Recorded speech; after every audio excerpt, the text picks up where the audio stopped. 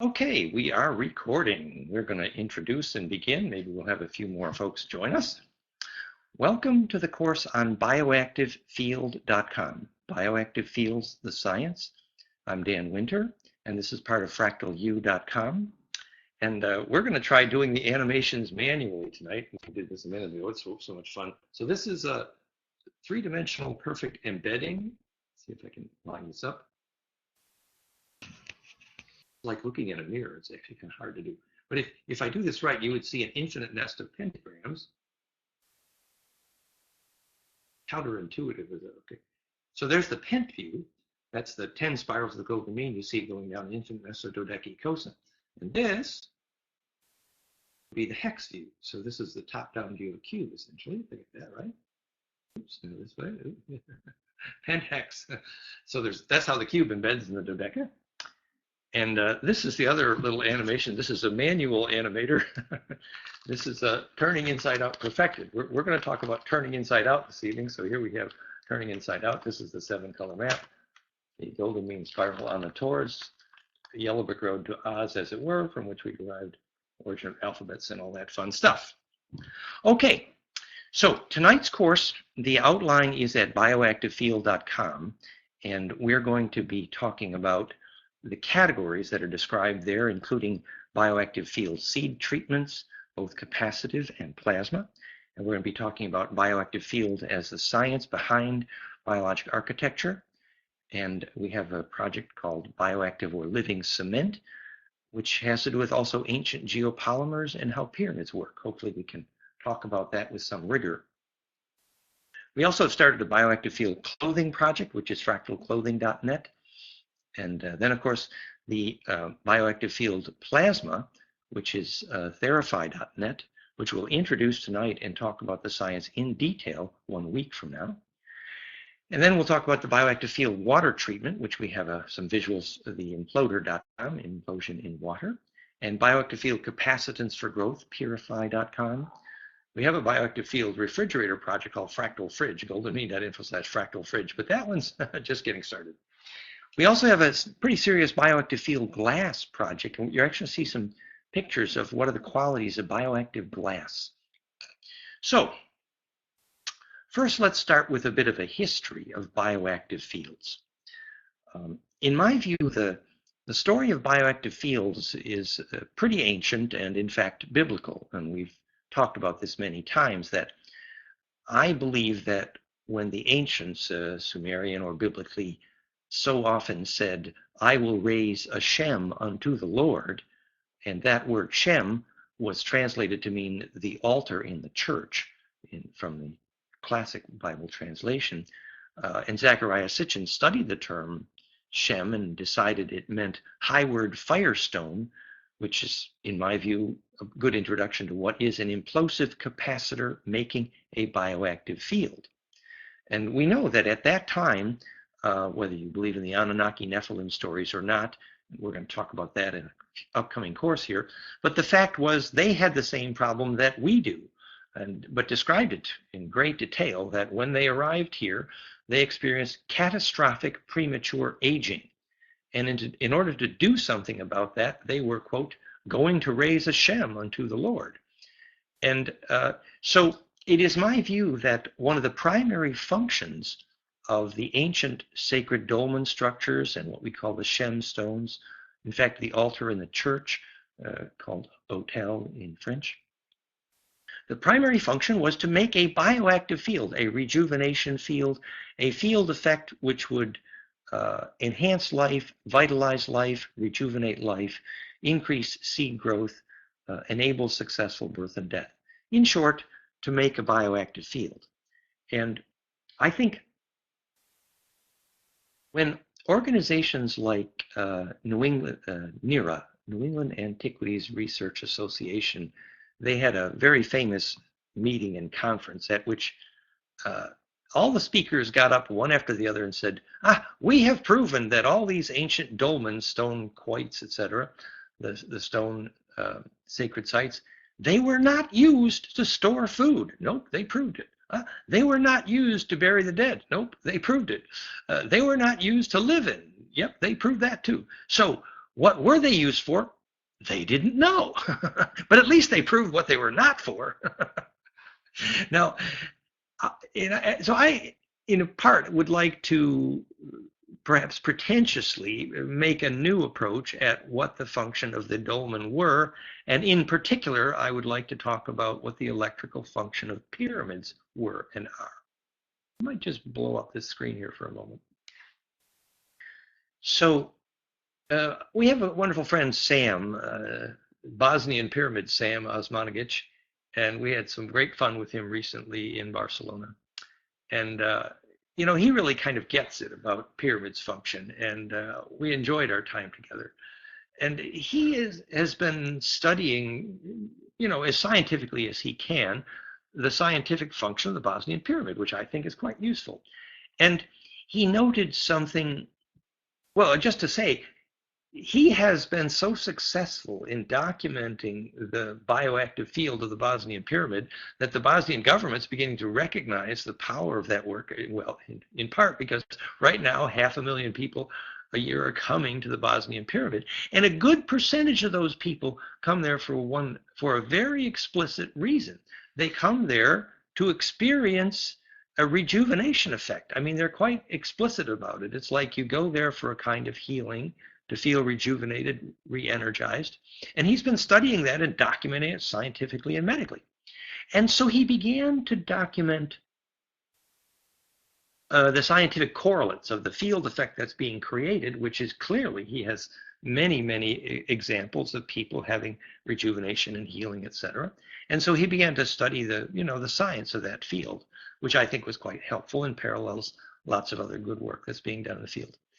So Sam determined that his pyramid is characterized by a sequence of layers.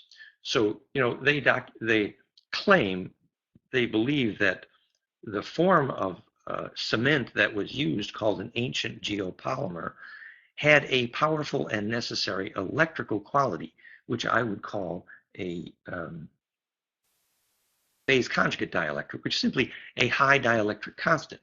And that layering was of the ancient geopolymer was it had a natural clay, it has a piezo sand, a quartzite or calcite sand, which is highly piezoelectric, and then it had a layer of muscovite. Now, muscovite, in my view, is a super high dielectric or phase conjugate or implosive dielectric. And I would like to describe that in parallel to shungite, which I happen to have this slide prepared from Dr. Karatkov's work with shungite. Shungite, like the moldavite stones on the streets of Prague, later used to do the alchemy with John D. and Kelly, these all had the quality of being virtually perfect dielectrics. Now, I should say briefly what a dielectric is. A dielectric is a description of the insulator between the two conductive plates of a capacitor, such that when you ring that capacitor like a bell with some voltage, you measure how efficiently it rings or resonates, which is to say how efficiently charge propagates through it without loss. And so, for example, if you have a dielectric constant that's high enough, it means by definition that when you ring that capacitor with a hammer, just to say a voltage, that it rings with more energy than the hammer with which you hit that bell. And that means high dielectric constant capacitors are, in fact, by definition, a vacuum coherence zero-point energy device, because the bell rings with more energy than you hit it with. Well, examples of super high dielectric, I think, may well include pine cones, who seem to be sitting there making this voltage from gravity. Typical pine cones and chicken eggs, they can make 2 to 12 millivolts just measured end to end. You can see that at the website. We put a bunch of those measurements up with the website up if you want more details and examples of that. goldenmean.info/biophoton. So these layers of the pyramid's surface have to be what's called a high dielectric. Now, you can think about that in very simple terms. It's an introduction to why you feel better in a house made of stone and wood, and you don't feel so wonderful in a house made of aluminum and steel, because biologic materials are generally higher dielectric, which simply means that the capacitance of your aura can breathe efficiently through the structure. And this would then also apply to your clothing. You see, like hemp fibers in your clothing making a high dielectric, creating that ability to resonate efficiently your capacitance. So effectively, there's a lens effect to living charge achieved by high dielectric material, which is in general organic materials. And we've told this joke many times that what makes an organic material a high dielectric constant and therefore healthy material to build your clothes and your house out of is the fact that every time a molecule decides it wants to join the sort of exclusive club called life, the molecule has to have seen my bumper sticker, which says get fractal or get dead. What that means is that the molecule has to have rearranged its molecular geometry to be more fractal, which is to say more embeddable. And the specific quality that is enabled in most living molecular geometry is quite literally charge distribution efficiency. So charge distribution efficiency, which is to say Geon science, to branch perfectly, to embed, to be fractal, it has many examples. Charge distribution efficiency is the Clathrate cage of water molecules in this geometry, which are the most living form of living water, the dodeca water. Or charge distribution efficiency is the monoatomic carbon, the fullerene, which are also this exact geometry, and make the superconductive quality, we believe, associated with some of the things Dr. Keshi is doing, and monoatomic coatings. So carbon nanotubes are famously superconductive because their diameters are a waveguide for the exact wave radii of the electron itself. But notably, also the carbon nanotube would be a helix ratchet of this dodeca structure, just in fact like DNA was. And so all these structures that use that outer DF subshell dodeca-icosa geometry to become phase conjugate are in fact very efficient conductors of charge distribution efficiency. So in short, bioactive fields are charge distribution efficiency embodied. Another example, just for sort of meditating on, if one of my favorite books was Albert Szent-György's Electronic Biology in Cancer, in which he took the metaphor from studying pine needles, and we found that the water in the pine needle was more orderly than ice, and therefore would not freeze. Now, if the trace mineral was not present, acid rain leached the mineral, and then the pine needles turned brown because without the trace mineral, there was nothing to dope or organize the molecular geometry of water, and so the water was less orderly than ice, and therefore the pine needle would rupture and turn brown when it freezes. So the difference is the superorderly water. Well, Albert Szent-Györgyi was looking at that in terms of cancer, and he discovered something called the triplet state electron, which is basically an electron that has learned to distribute its charge instead of only over just one molecule, over a long chain of molecules. It's a well-distributed electron. And the triplet state electron is only possible in superordered water. And so he concluded that the water in healthy cells was more orderly than ice also. And cancer cells, when that superorder of the water breaks down, this well-distributed electron can't get around anymore, the triplet state electron, and therefore charge distribution efficiency lost relatively is an indicator of cancer. You can think of that triplet state electron sort of like the Jesus in the wagon train story on the way to Jerusalem, that if the family has lots of aunts and uncles and they all understand the rules, then a child is free to be distributed among a very large family, very healthy for that child. As long as everybody in the big family knows the rules, then the child has relative freedom. And those rules are geometry, charge distribution efficiency. Okay, now I want to go back to the pyramid. Remember, we're focused now on using bioactive field theory to understand why and how pyramids work. And how they might have, in fact, been rejuvenating. Because we're going to then use that to introduce things like the therapy and time reversal. So exactly how does a pyramid make a rejuvenating field? So remember, we've got, as Sam tells it at Bosnian pyramids, we've got three layers. You've got the local clay, probably, hopefully a good dielectric. Then you've got the piezo, quartz, calcite, sand, highly piezoelectric, absorbs charge very well. And then you've got this super high dielectric, the muscovite or the shungite. And these are arranged in a what I would call a conjugate angle, which are the pyramid angles. And now we know something about what happens when you take quartz, for example, high piezo, and you use what's called the phase conjugate pump wave. Phase conjugate pump wave, we're going to suggest that the ideal example of that is actually the Earth's Schumann resonance harmonic series. One of my books over there, Sarah? Maybe. So, very interesting that if you read the book 2/3 by David Myers and David Percy, it's a very interesting sort of analysis of a sort of extraterrestrial version of what pyramids are good for. And and their ancient name for the pyramid was the Hummer. The Hummer, sort of like a Humvee, but the one that hums. Now, when Dr. Sam went underneath his pyramid, one of the correlates to what he found there was what he called infrasound, low frequency sounds.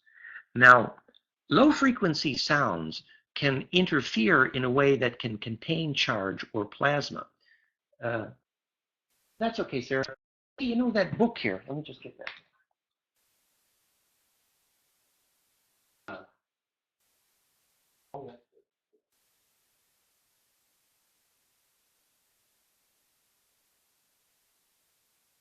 Sorry about that. Just grabbing my props here. So this is the cover of my book. Most of, hopefully, that my book is included with, of course. But you know that just in general, the harmonic series that's calculated from Planck and exponents of golden ratio creates a very particular harmonic cascade, 2.78, 4.5, 7.29, 11.8 hertz. It's a very particular caduceus, which is phase conjugation. And then if you look at the actual well-documented, and this is better than Greg Braden's work because he's a little confused about saying that Schumann resonance is increasing.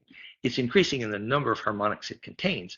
But the well-documented physics of the Schumann cascade, which is a complex waves that has a power spectra, are in fact 3 hertz, 7.83, 14.3, and 20.8, which are the green points on the bottom.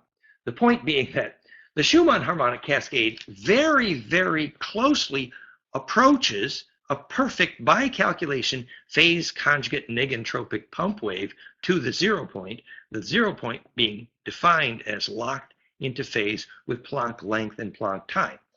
Half of Mark's wonderful course last night was about, everything has to be locked in place with that Planck length and Planck time sphere.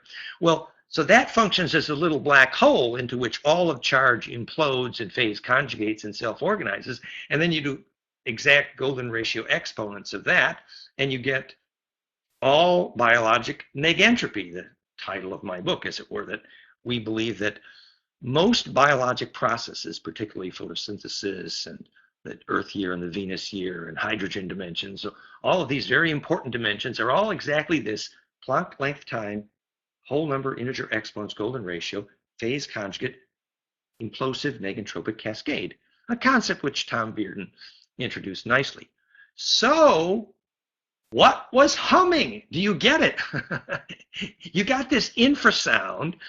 And the other thing that's cool about Sam is he climbed under his pyramid and got the doctors and the scientists, and he documented that the Schumann harmonics are stronger under there. So here's the low frequency humming humming the hummer, as it were. And here are these phase conjugate capacitance around the pyramid. And what happens when you put a phase conjugate pump wave, the infrasound, into a perfect implosive capacitor? Well, that's called a rotating conjugator. I'd like to give some examples, but first, I want to tell the story from our favorite scientist in Greece. Thank you, Dr. Stavros, for sending this book. He's amazing. And he's running around the world teaching the geophysics of sacred sites. And one of his favorite subjects is the fact that when this holy fire, this plasma fire, shows up in the temple under Jerusalem, the only guy that can make that fire show up dependably is a Greek Orthodox priest. Yeah, it has to be Greek. Nothing else will do. Pretty cool for Dr. Stavros. But the holy fire arrives in the presence of an infrasound. And I believe that the fact that it's a Greek prayer relates to the physics of the origin of the Greek alphabet and the sounds. And we don't have time for that whole conversation tonight, but you can read about it at goldenmean.info/Greek. So what we believe is that plasma containment, charge implosion, life force contained, is in fact the science of a conjugate longitudinal interferometry. Now, by longitudinal, I mean this. Most electromagnetic waves go up and down like this, the waves going, and that's called a transverse wave. However, if the wave goes along like this, where the compression moves along the length of the wave, so it's compressional like this instead of like this, that compressional wave is called longitudinal. Most all sound waves are longitudinal, but most electromagnetic phenomena, most of the energy is transverse, and very little of it is compressional. But the cool thing is that compressional waves, longitudinal electromagnetics, travels faster than the speed of light, well known, and will go through about anything. Sounds like the mind of God, doesn't it? So, and if you interfere properly these longitudinal waves at a distance, you can contain plasma heat at a distance, like Luke Skywalker's sword or the Foo Fighters and the Nazi story, these plasma balls that they could direct around the sky by microwave conjugate interferometry. So this ability to contain a ball of fire at a distance with longitudinal interferometry, I believe, is a good introduction to the holy fire of Jerusalem. And what's holding that in place? Infrasound, low frequency conjugate harmonics that hum properly, the hummer, and they create this centripetal force. And we've talked about this before, how we believe that when famously Ingo Swann, remember he's the guy that so famously was supposedly hired by the US government to remote view the backside of the moon and came back pretty scared because he said the bad guys were over there. That book is hard to get, by the way, Ingo Swann's Remote Viewing the Backside of the Moon. But he was a wonderful healer, very psychokinetic, and well documented in the laboratory.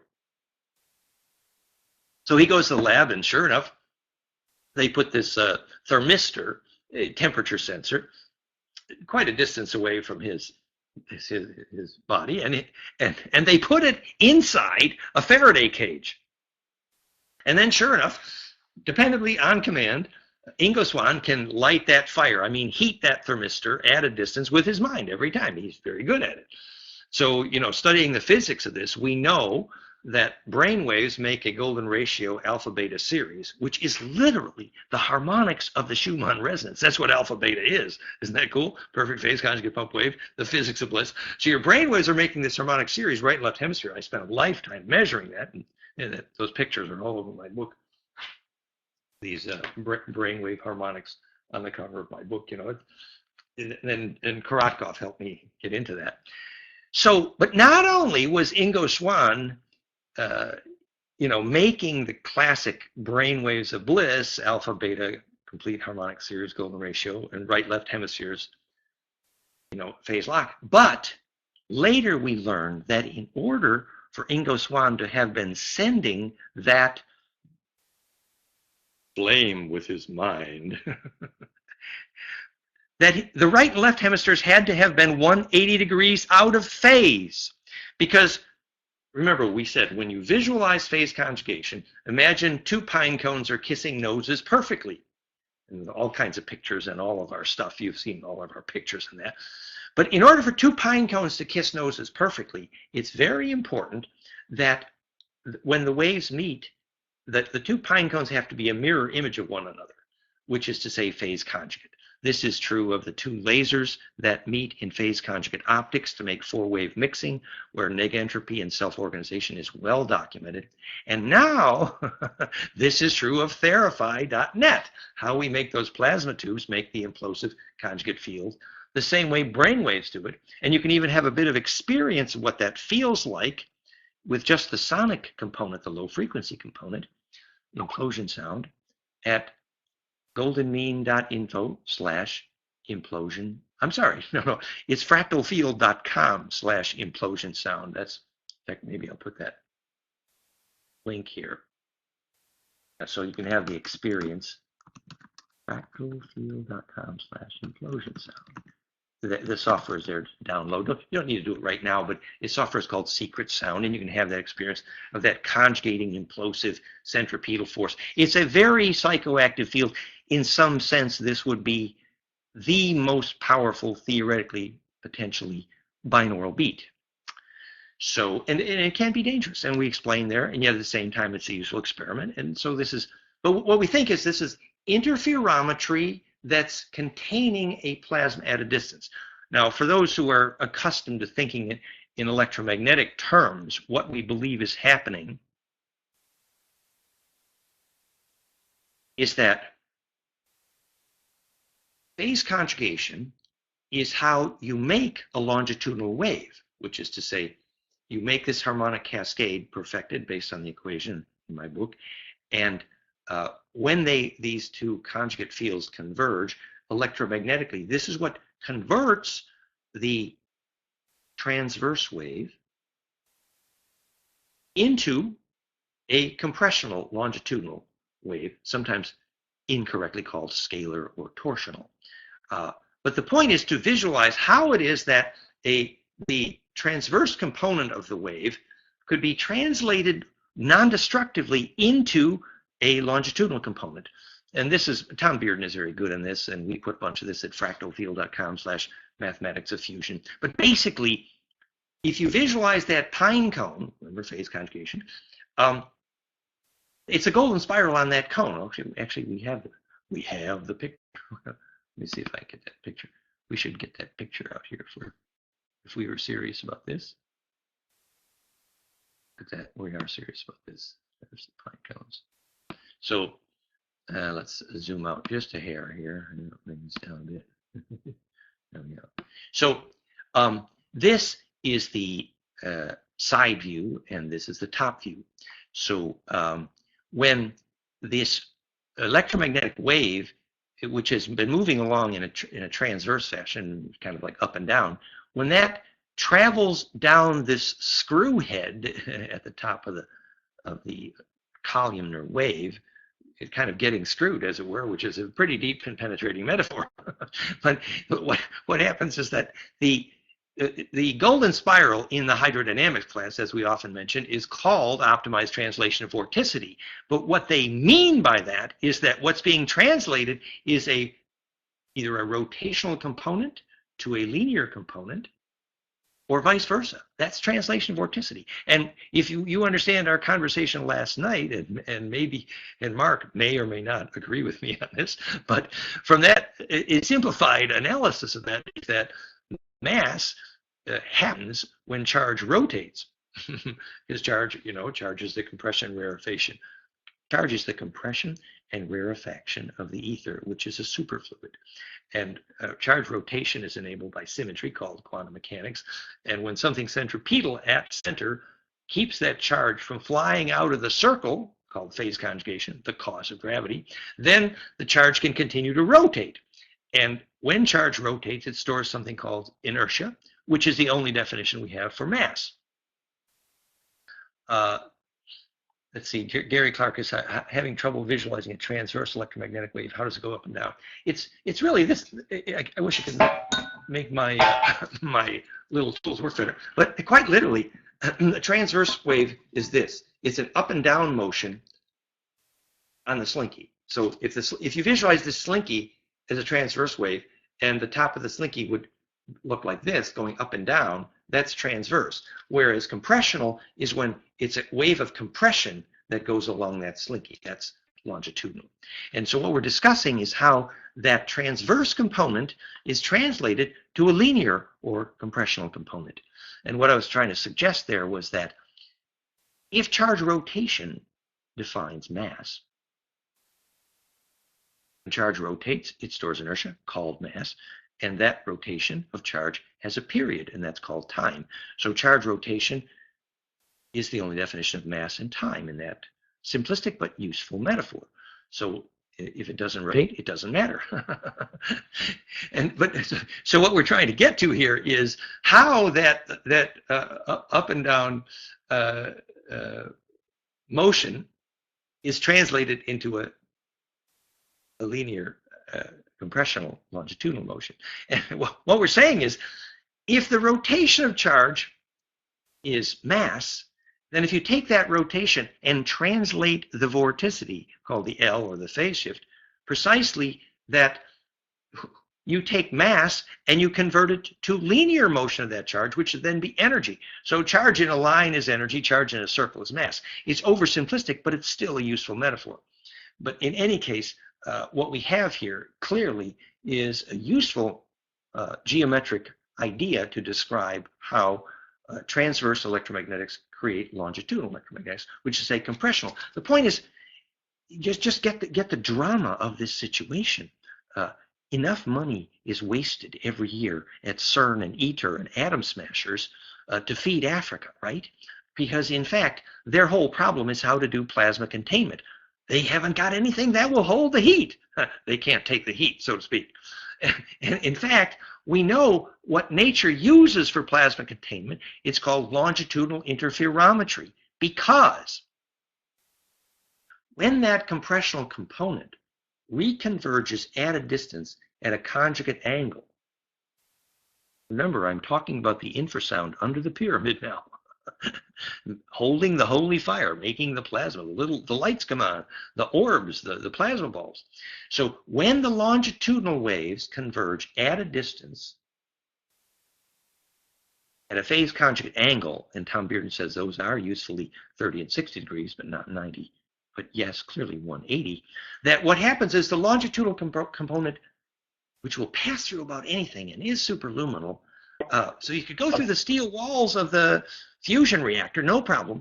When they converge like that, and microwave could make a nice little plasma like this, what happens is the longitudinal component resynthesizes transverse, and suddenly you get heat again. So if you take two longitudinal waves and reconverge them at the distance, what Tom Bearden called the Russian woodpecker, how they would create plasma balls at a distance, and you could control heat at a distance, the so-called flame in the mind. We've been talking about that a long time. But plasma containment is the ultimate threat to national security. But oh, by the way, it's the only solution to actual, plasma zero-point energy, and we could save enough money to feed Africa. So somebody should tell those boys how to do conjugate plasma interferometry. And just conveniently, we have a website with a picture, which actually has those. It's called fractalfield.com/conjugate interferometry out. So you'll see the pictures and the micrometers and all that stuff there. So we obviously could go on at great length about that and talk about, high heavy physics. But remember, the conversation this evening is focused on bioactive fields. So what I'm saying is that the way the pyramids made a bioactive field was used conjugate interferometry in the phase conjugate pump wave, which starts, and only starts, with a Schumann harmonic cascade, the Hummer, and creates an implosive rotating conjugator which is a bioactive rejuvenating field. Remember the context of this conversation, that physics has documented without, this is incontrovertible, physics has documented time reversal in phase conjugate optics. And we're now applying this to phase conjugate dielectrics, phase conjugate magnetics. I'm just going to check on this echo here. We have a,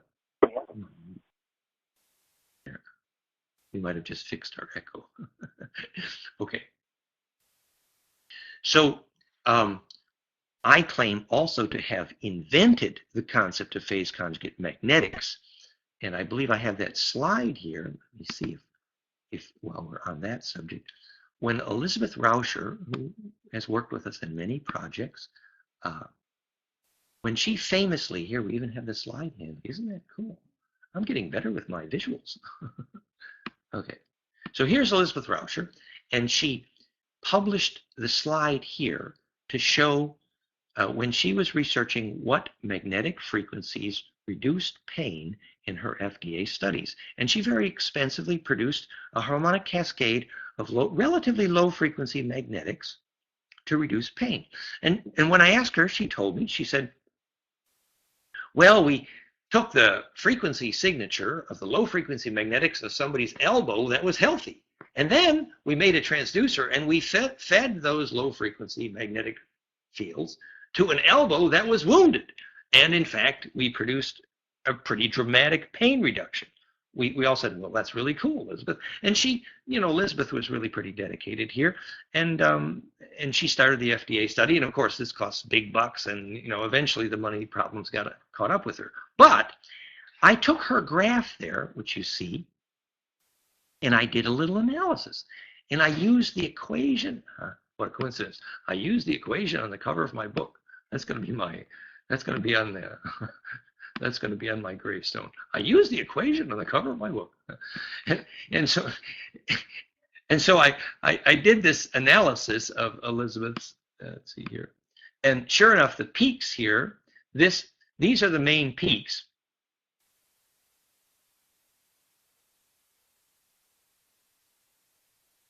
Yeah, let's see.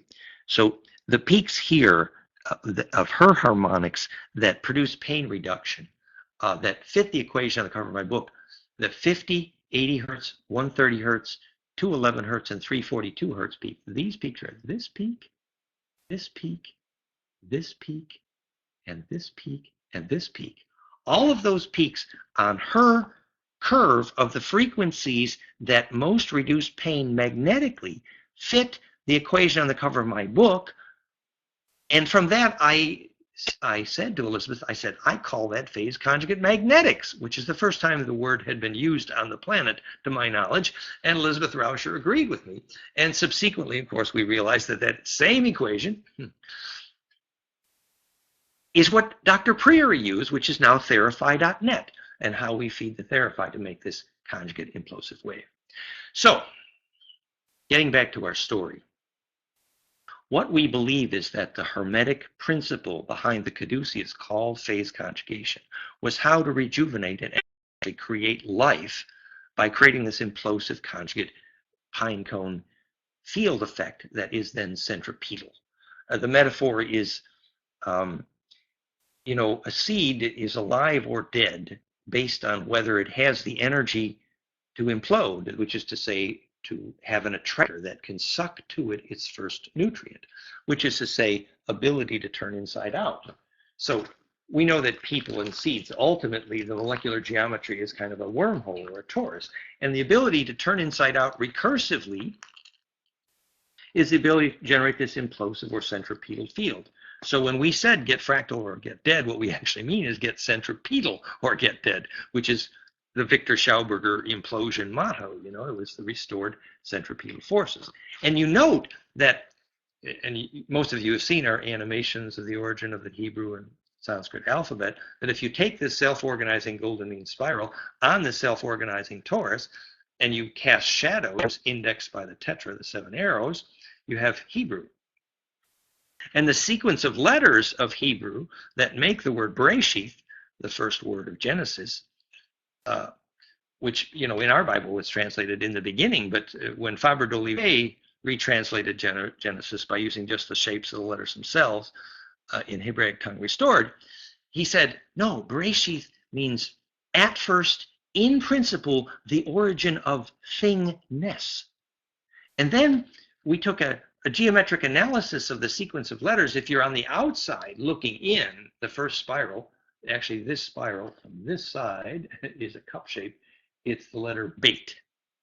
And then if you turn 1/7 of the way in, and you were looking at that properly, that golden spiral, you can see all this at goldenmean.info/DNA ring, goldenmean.info/DNA ring, the animations.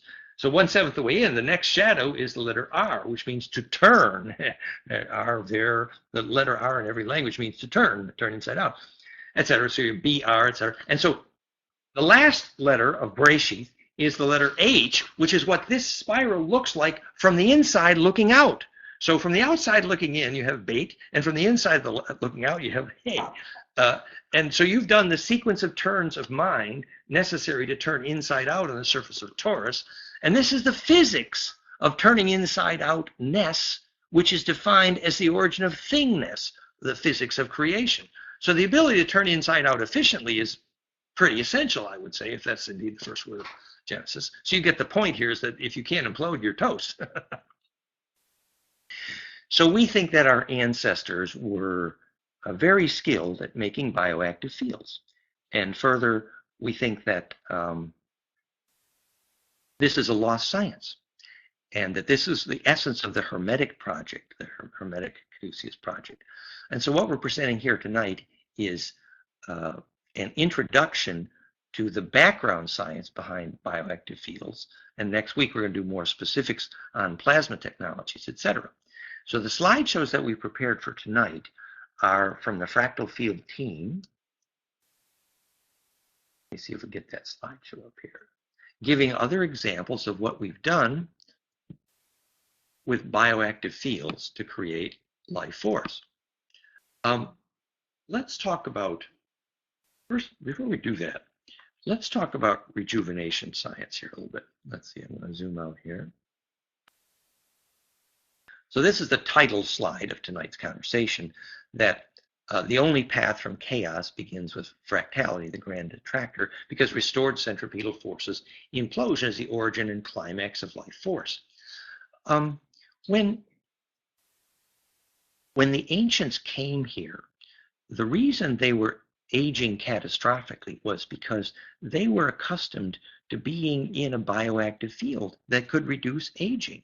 And this knowledge was so important that if we study pyramids from all over the planet, they have certain electrical qualities in common. And we've discussed what some of those qualities are to make this bioactive field. We've discussed the enhancement of the low frequency component, the infrasound, the Schumann harmonics, and Sam's working on that. We've discussed the phase conjugate high dielectric quality of the capacitance of the materials, the ancient geopolymers.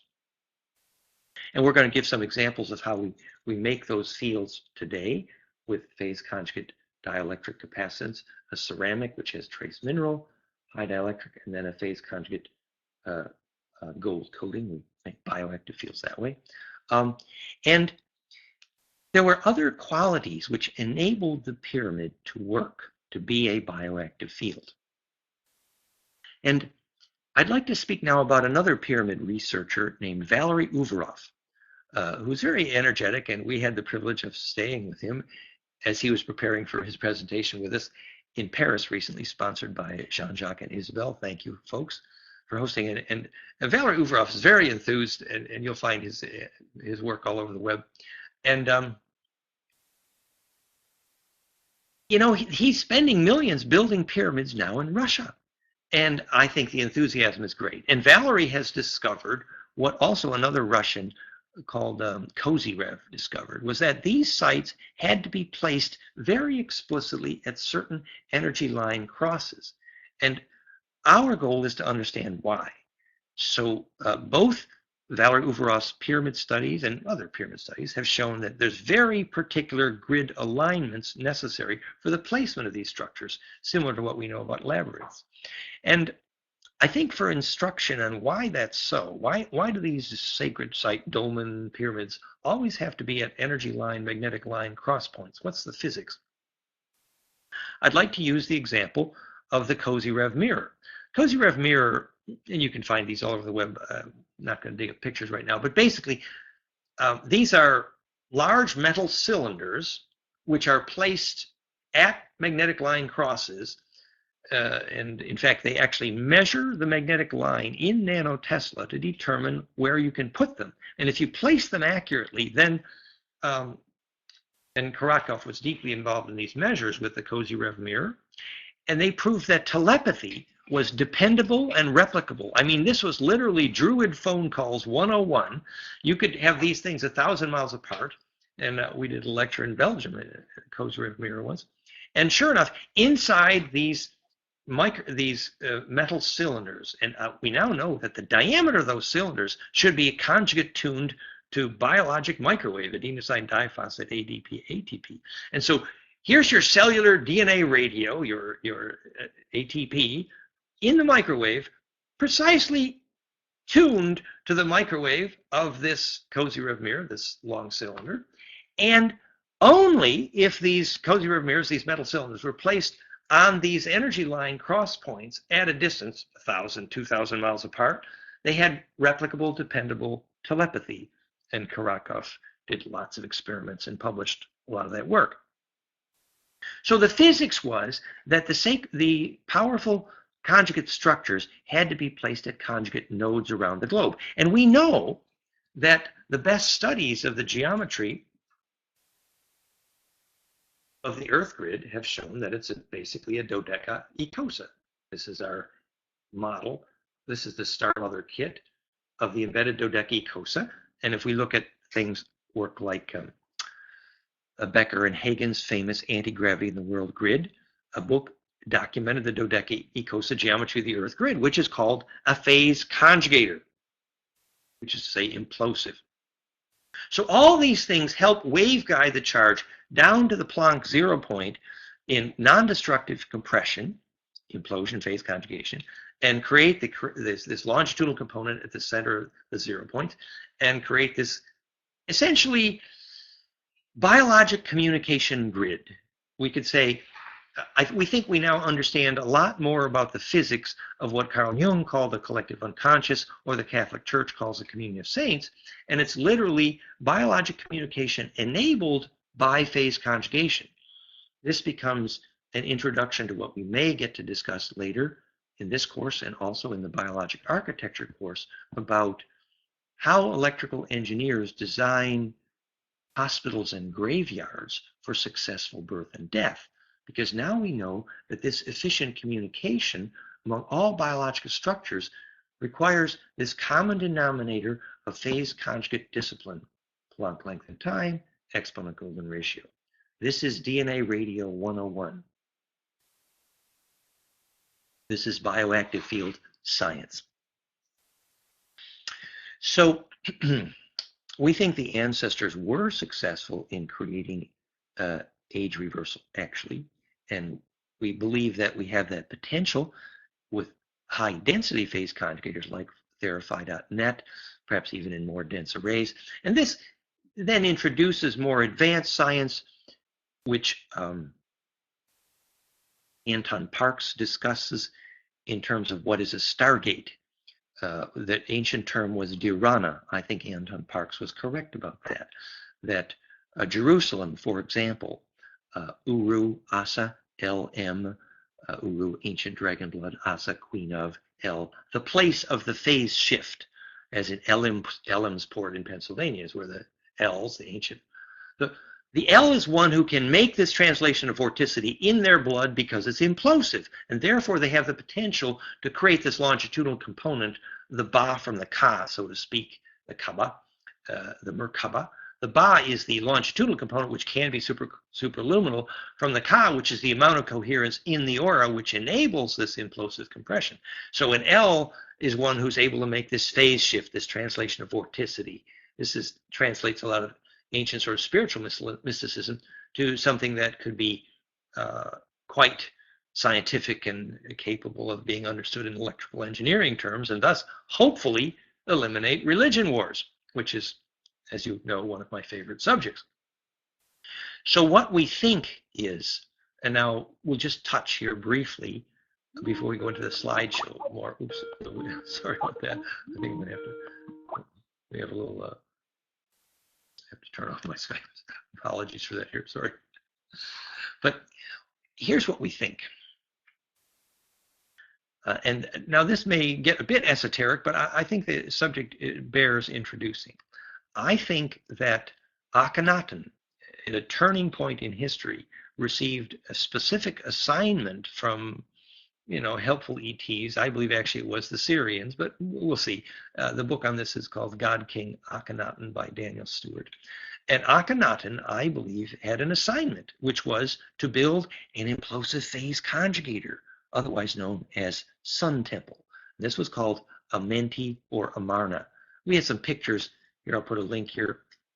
GoBenin.info/Amenti. I put some pictures there, I think, years ago.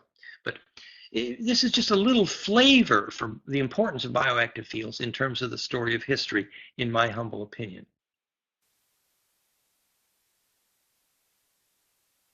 That Akhenaten was, in part, a Syrian genetic experiment. Well, that's an oversimplification. What we do know is that Thothmosis means sons of Thoth, and which is the name of Moses, which means the son of Thoth, who is also Tahuti. But Thothmosis also is a name for the whole lineage of the royal line of Egypt, which transliterated means the sons of Thoth Tahuti, which is the kind of Hermetic bloodline. And so we believe that Akhenaten was a bit of a climax of that genetic line. The joke was that the Draco, the Uru, used to play with the genetics of humans like we do show dogs. The royal lines of Europe were a genetic experiment of. Well, that's an oversimplification, but a pretty rigorous historian, Lawrence Gardner, in Genesis of the Grail Kings, tracks that line with some accuracy. And this psychokinetic implosion in the blood does have a genetic fingerprint, and it is implosive, and it is the Holy Grail, and it is fractal, and we have all that pictures, goldenmean.info/grail. At any rate, we're focused here on a little part of this story, which is Akhenaten, who gets busy then, and he changes the royal budget and designs Amenti, Amarna, this big solar temple, which was basically an underground plasma linear accelerator. And what was this for? Well, a little background. Historically here, it was classic that if you're going to have a war, the best thing to fight over was a stargate. Uru, Asa, LM, Jerusalem. Oh, what a coincidence! Today's religion wars are about Jerusalem. Well, maybe if we understood the science, we wouldn't need the war. So this is about the science. So, and this is what Anton Parks calls a dharana. So how did these things work? What were they really for? Well, the implication of the ancients trying to get Akhenaten to do his job was that you had this plasma accelerator. You line up the conjugate stoneworks and magnetics with the proper alignment to the local star and then to the distant star, the Syrian helical rising. And these are plasma projectors. And how did you use these stargates, and why did they always have their wars over the stargates? It's a noble tradition. If we're going to have a war, let's do it. Let's have a war over a stargate. One of the reasons I'm telling this story is I think the stargate at Uru Asa LM, Jerusalem, is broken. It ain't working over anymore, so I think maybe we should cancel the war. Instead, we should build one that works. But in order to build one that works, you need to know what it's for. So what was it for? Well, essentially from the view of the ancient ones, call them Seraphim, call them Nephilim, it doesn't really matter which call them Anunnaki. We're going to tell this story in another course in this Fractal U series where we go into this ET history in much more detail and talk about the difference in blood chemistry of the Uru, the ancient ones. Asa Uru, queen of the dragon blood. But here we're just talking about one piece of that story, which is what were the stargates for? What were the Dharana for? What was the temple for? What was Amenti for? Their view was that if your plasma cloud, your aura, did not make it through the sun, you were toast. That was their view. Now, that may sound initially a little bit escapist, thinking, whoa, you get out of here through the hard sun. You're trying to get away or something? No. Their view was that you have not graduated from kindergarten until you can project your plasma cloud through the local star. And they call that Anu, or sun god.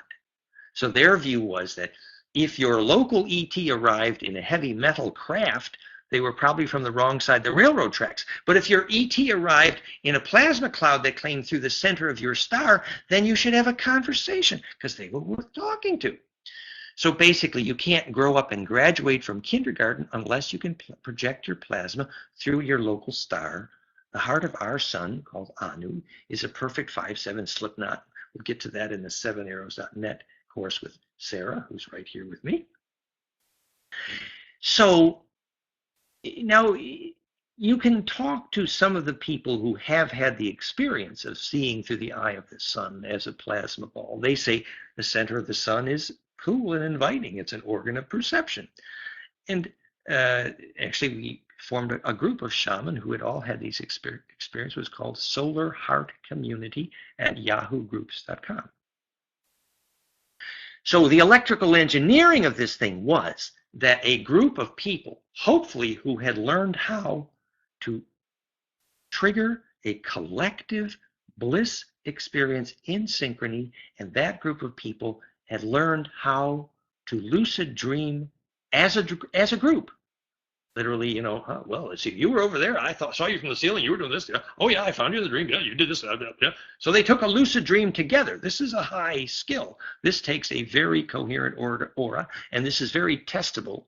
And it's a good predictor of who's going to take memory through death. So I definitely suggest lucid dreaming is a good practice. And that's another, maybe we'll have another course about that.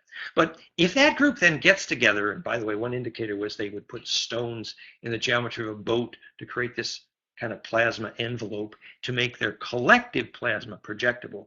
Then, if the temple complex was ready, at the right time of the sun, at the right alignment, with the right soul group having the right collective bliss process, like in Meetings with Remarkable Men, the end of the film with Gurdjieff, the sacred dance is such that the capacitance was so powerful it affected the celluloid of the film.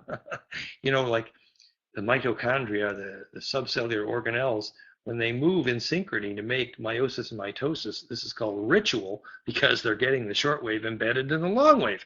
Well, you do this ritual, you get your collective plasma, and the soul group is projectable through the heart of the sun. So their view was our gene pool was basically toast until we learned some of these more advanced skills. And in fact, the only way in and out of the solar system was plasma projection, basically. So advanced beings know how to take their plasma bubble and make it projectable. And this relates to some of Karatkov's work where he later measures where the ghost goes after death and why and how it looks for certain place in the room that's centripetal or plasma implosive, and that's what enables the ghost to gain inertia. So what Castaneda called the place of power in the room, which is the most likely place to find a ghost. Remember, you can find that ghost by measuring temperature reduction. Why? Because centripetal plasma absorbs heat, just like the tip of the Therify plasma tube gets colder, just like Schauberger's vortex water forms got spontaneously colder just before they made voltage from gravity. So that's an implosion group. So this ability to reduce disorder and increase order, which increases coldness, is an indicator of success for implosion, phase conjugate, and bioactive field. And this is some of the indicators of ability to project plasma. Let's see here, maybe Chris says, are there substances we can eat that heighten being phase conjugate material ourselves? Well, the monoatomics, classically monoatomic gold was used, and then the microhydrin, and then we learned this hydrogen primo H product. There's basically a lot of these products that make the blood more implodable. And actually, in some ways, one of our guests this evening, Thomas Geckler, is something of an expert on these questions, CherokeeGold.net. But just to try to summarize briefly, what was the reason that monoatomic gold served in a round white wafer was called Holy Communion?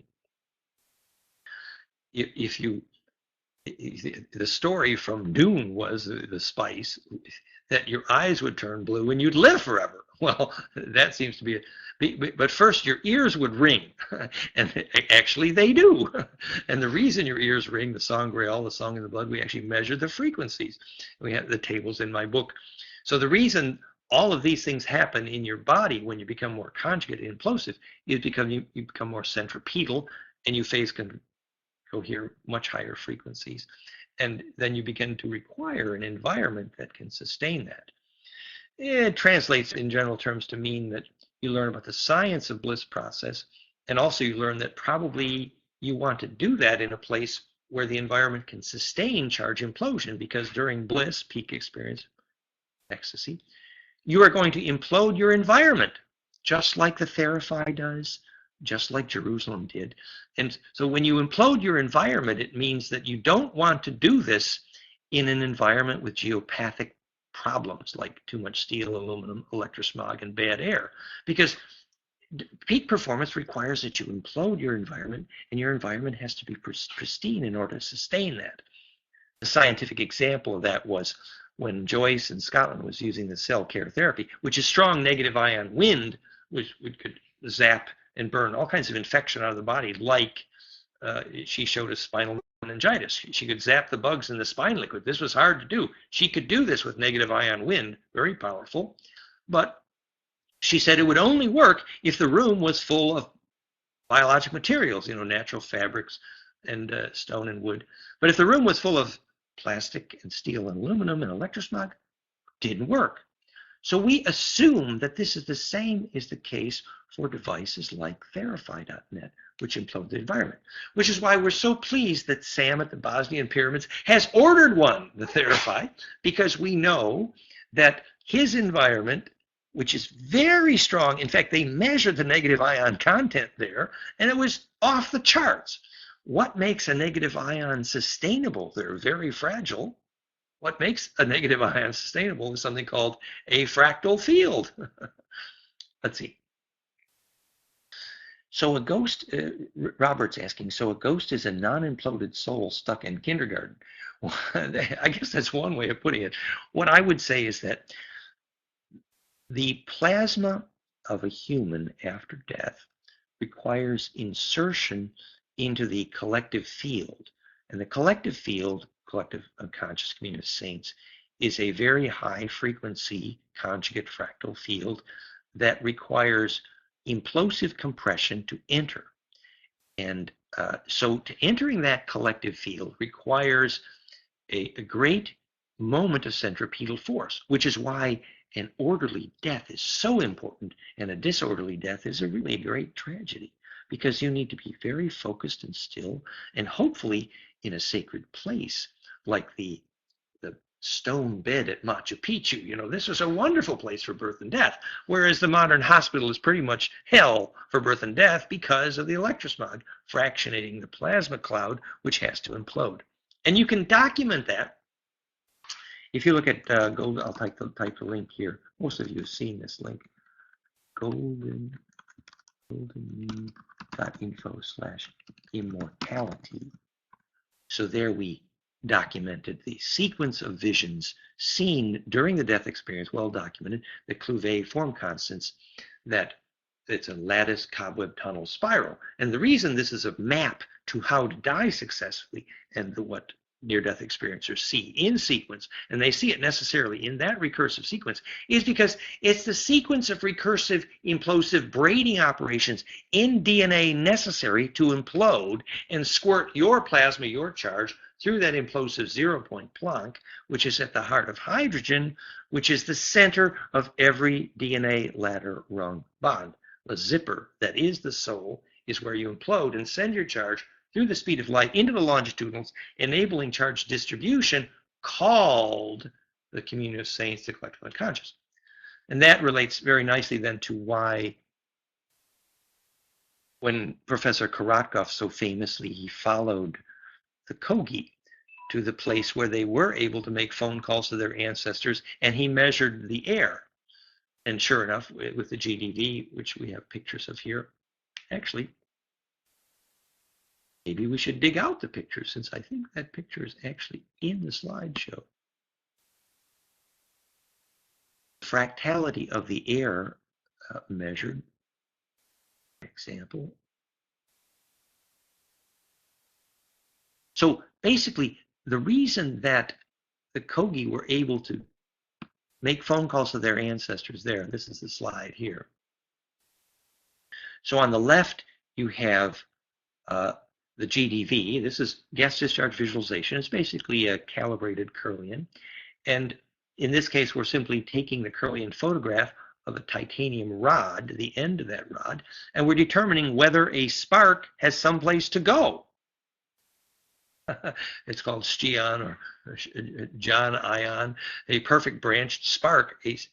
Because when capacitive charge can be well distributed in a space, then you can communicate with the ancestors because, and we're explaining that here. So on the left, this is the Kirlian photograph of air in a nasty metal building, the corner of a metal barn. And sure enough, the spark is trapped. The capacitance has no place to go. The air is not fractal. Where here on the right, we're in the middle of a beautiful stone circle by a sacred tree. We're in sacred space, and it feels wonderful.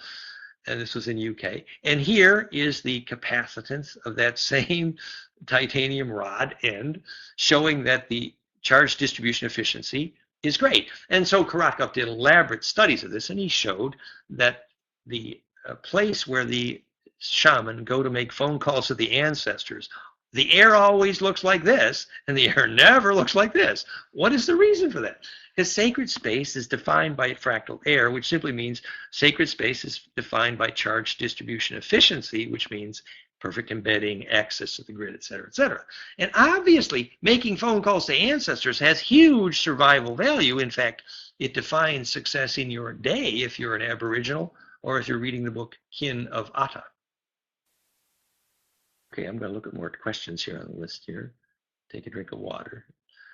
What would be the most affordable way to measure the phase quality of an environment of a room? Well, Dr. Korotkov is now providing something he calls the Sputnik with the GDV system, bio-well.eu.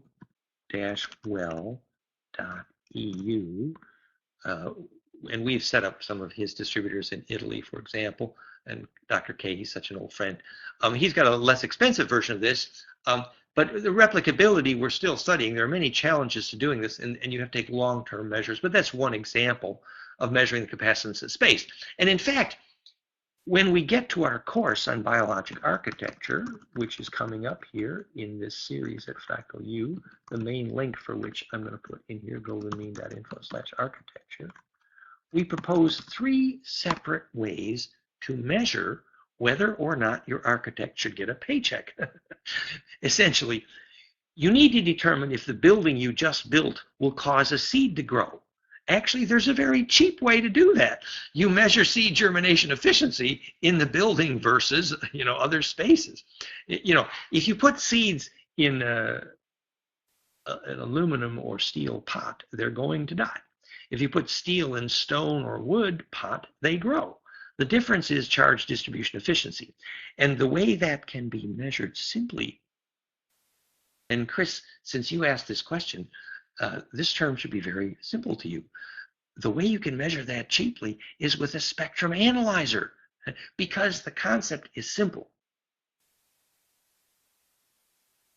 The seed that's dying in the steel and aluminum cup is doing that because Obviously, the capacitance can't breathe. The charge cannot distribute. And why does a spectrum analyzer tell you that instantly? Because the steel and aluminum cup has what's called harmonic exclusiveness. That means you take a spectrum analyzer, the capacitance of the steel or aluminum cup, and you get one or two harmonics and pretty much nothing else. Whereas if you take something that's alive, you get the opposite. You get something called harmonic inclusiveness. And we have that whole discussion and the examples at this website, goldenmean.info/holarchy. And it starts with Irving Dardich's work on heart rate variability. Essentially, medically, it is proven, and I've said this many times, most of you have heard me say this before, but that it's medically proven that if you take the harmonics in your heart, something called heart rate variability, and our programmer for our new iPhone app is deep in this work, and we're going to have the bee's knees for I have an app for that very soon, because heartsring.com is about to be upgraded with some amazing software to help you do this. But the point was that if you analyze the low frequencies of your heart rate variability, HRV, you can predict whether or not you have an immune system very simply, medically, by checking for something called harmonic inclusiveness, which is to say, if the low frequencies in your heart are only one or two frequencies, you're only breathing at one frequency, and your heart's only going at one frequency, you are called a couch potato. And that means your immune system is toast. Whereas if you get up off your ass and you do something and you get heart rate variability, and then your heart harmonics are inclusive and not exclusiveness, medically you can predict how long you're going to live by just that process, checking for harmonic inclusiveness. So we took that and extended that concept to physics and said that harmonic inclusiveness predicts the viability of every living thing. Now that's a very powerful statement, and it's actually proven, for example, in predicting how long a forest is going to live. This is called bioacoustic habitat theory by Bernie Krause, and we have a website about that. goldenmean.info/trees and goldenmean.acoustics.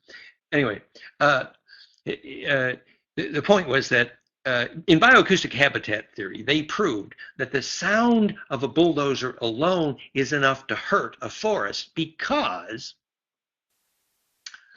the forest has a skin, a sonic membrane, and the sounds that keep that skin membrane coherent, which is to say, to have a self, not self, must be harmonic inclusive. So you can measure it, and Bernie Krause proved this in bioacoustic habitat theory. He proved, I think one of the CDs was called Gorillas in the Mix, but he proved that if one species of bird or insect died, and that spectra of sonic harmonics was now missing from that forest, the forest would either go find a species to make sound at that spectral niche, or the forest would start getting sick. So the ability of the forest to fill all of the audio harmonics was how it's created a membrane called the self, not self of the forest, and that predict how long it's going to live. Now this relates to very powerful mathematics science, something called laws of form and the mathematics of healthy cell membrane theory, where you actually derive the physics of the ability to have a healthy cell membrane based on harmonic inclusiveness. That the woven geometry of a cell membrane, if there's lots of folds on the surface of the cell membrane, it's healthy. Whereas if the cell membrane is a sphere, that's a powerful indicator that it's cancer, because it would then be harmonic exclusive and not harmonic inclusive. So why am I going to such trouble to talk about harmonic inclusiveness so long? Because the climax statement is harmonic inclusiveness perfected, which is to say, how can you get the most number of harmonics into one oscillator, a cell membrane or a forest membrane, or a baby? How can you get the most number of harmonics into one oscillator non-destructively to make it harmonic inclusive? The climax form of harmonic inclusiveness is called phase conjugation, because It is perfected non-destructive compression, therefore perfected non-destructive wave interference. Therefore, the harmonic content of the perfect membrane is the equation on the cover of my book. I hope that sounds like a broken record, because it's supposed to sound like a broken record. Because in fact, the equation on the cover of my book for harmonic inclusiveness is the definition of phase conjugation. So you see how these ideas fit together. The book on cellular membrane theory, it started with laws of form by Brown, but then the climax in biophysics, the book is called Structural Stability and Morphogenesis. And it actually defines the ability to have a sustainable membrane based on harmonic theory, which climaxes in harmonic inclusiveness and therefore phase conjugation. Okay, Robert Rivard. What is being said about current environment issues, loss of species? Are we too late?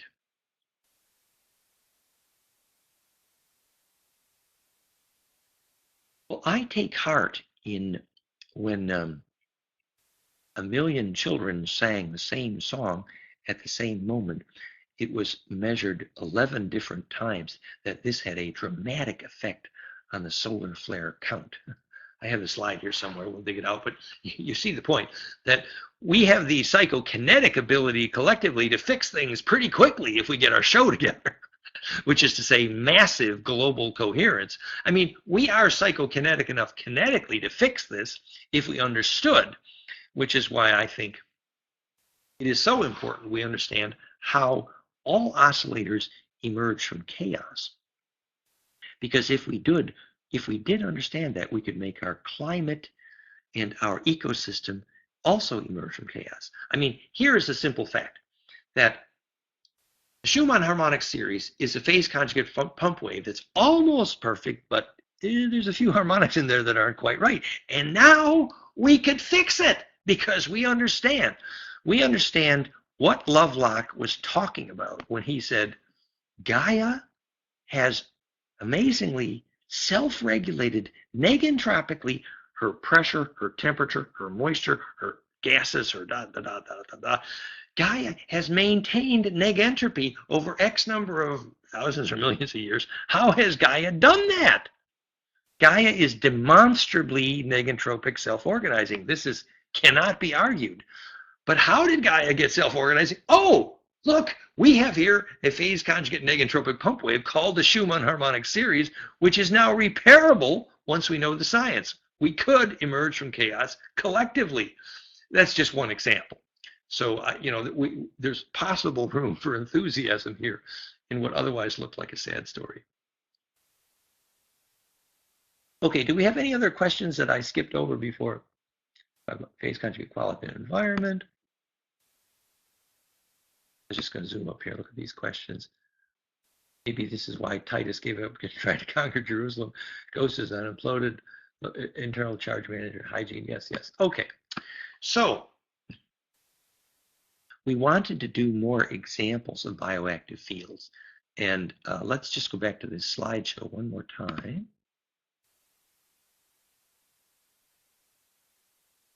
Talk about self-organization. So one of the areas in which we tested this was something called bloomthedesert.com with the help of Roger Green. And we showed that a centripetal force in water from the imploder, and we're going to show those slides in a minute, combined with the centripetal force of agricultural ormes, something Thomas Geckler knows a lot about. He's with us. Subtleenergies.com, also with Barry Carter. And also used there were effective microorganisms, which are famous from Japan. In Europe, a multi-craft, EM, effective microorganisms, combined with, effective microorganisms are like the powder you put on your compost pile and it gets hotter. There's a famous story about this in terms of bioactive field. This would be a good archetype of a bioactive field. Our friend Malcolm Borgward in Australia tells this story in Perth. They had this farm on which they got the compost pile. It was huge. I mean, it was a very large compost array. They had underground tanks, etc. And they had a very exquisitely maintained microorganism complex. So the electric field of this compost, this microorganism, was huge. It was like the sourdough starter that had been in the family for generations, except this was on the scale of a whole very large farm. And that microorganism geometry, harmonic inclusiveness, had gotten to the point where at one point there was a plague, and it was, I don't know, it was a beetle, it was some kind of plague, but they actually had a film where this plague, all these insects are going along and they're eating up this whole row of farms. But when they got to the farm that had this super powerful microorganism, it's like a super huge compost pile, you could visibly see this plague skipped that farm only. Why? Because there was a biologic field which was so implosive and centripetal, it was self-regulating. And the joke was it was the compost pile that was running the farm because it was self-aware, you see. This is plasma that became self-aware. Anyway, in the bloomthedesert.com project, the synergy of the effective microorganisms and the centripetal water from the imploder, we're going to show the slides, and the agricultural ormes. Remember, the ormes is a monoatomic, which has the gold atom popcorn, which looks like this, very centripetal. And so the combination of those in the Bloom the Desert created not only a revolution in growth, but they documented a complete ability to control the excessive salt content. And here's in the picture, you see some of the pond scum water before and after. It's also at fractalfield.com/bloom the desert, and that related to some of the deep rock water study that was done there. The same group in Australia that did this work was measuring the presence of what's called primary water, or the captive water table, or the deep rock water. There are some geophysicists who believe that the water inside the earth was actually alchemically formed in the earth. It's very interesting science. But the point is that if you learn how to locate this deep primary water, you could bloom the desert. Well, we did some experiments in locating the deep rock or primary water, and we found that if you had a device, and there's some pictures, if you had a device which measured the efficiency of capacitive coupling very sensitively, that if you were measuring how efficiently two capacitors are talking to each other, the efficiency of capacitive coupling, and then you walk over a primary water vein, it would immediately show up, which is to say increased efficiency of capacitive coupling, which means a phase conjugate or fractal field, indicates the presence of primary water. In fact, the fractal field is the dowsing tool, which is to say capacitive coupling efficiency is the name of sacred space or charge distribution efficiency, because it's literally how electric fields can talk to each other efficiently in a fractal or conjugate environment. And then there's a whole discussion of primary water there at bloomthedesert.com and fractalfield.com/primary water. Basically, primary water is like the blood of Earth, and the primary water is a very excellent conjugating dielectric, and that means it's able to distribute charge very well. Maybe I should just take a minute here and tell the one other little alchemy story. I don't know if Paul's with us tonight, but speaking of conjugate dielectrics, I think we mentioned this in some of the other courses, but it bears repeating that what makes a capacitor perfect, which is to say what makes a charge field fractal. Here's a practical example. We think that the meteor, the glass meteor called Lucifer's Eye, which later became the Kaaba, the center of the monument of the Kaaba of the Muslims. Remember, they're rotating around a conjugator. And this glass meteor forms classically the only metal that survives the heat of reentry is the PGM platinum group metals, gold, palladium, and platinum. And if you vaporize the gold through the glass with the right temperature and pressure conditions, the glass forms a foam geometry called a phase conjugate dielectric, otherwise known as the philosopher's stone or projective powder of alchemy. And Vincent Bridges, our partner in alchemy science, he documented that at a certain time in history, the Kaaba stone of the Muslims was about 1/3 or more of it volumetrically disappeared at a time when the mad caliph permitted parts of it to be ground up and sold to make philosopher's stone, That's not for Emma Watson making the movie with Harry Potter, was it? No, no, no. It was the philosopher's stone that you ground up to make gold. No, it's what Nicholas Flamel was about this, you see. So later when Dee and Kelly made the gold alchemically in Prague, which the Royal Society of Britain documented, historically proved it was the purest gold that had ever been measured in Britain. And they were using this ground up white powder, projective powder. And so the same process is used to make the red glass in the Gothic cathedrals of vaporizing gold through the glass to make this deep red that's so dark that unless your head is turning, you think it's black. But in fact, it's projecting a conjugate dielectric bioactive field glass. Now, the other quality of bioactive glass is something related to something called the Myron glass. Let me see if I can find the picture here. I'm getting better at using my slides now.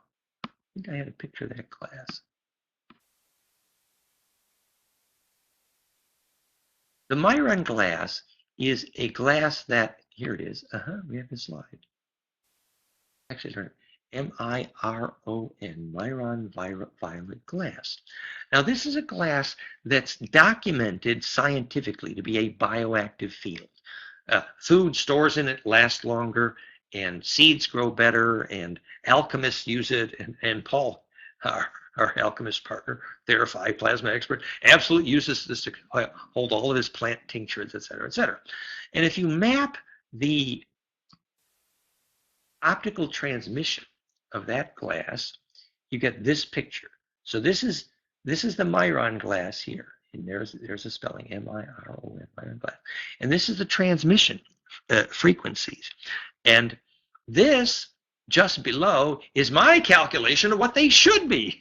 They're close, but not quite. And you see why, because as we discussed last night, that if you look at the physics of photosynthesis, now I'm going to blow this up just a little bit. Again, we're talking about what is bioactive glass. So here is the frequency spectra of what makes photosynthesis work. This is the two frequencies, purple and orange, that cause photosynthesis to happen. And this is the frequency of green, which prevents photosynthesis. And we now see why, because the two frequencies that make photosynthesis are precisely phase conjugate to Planck.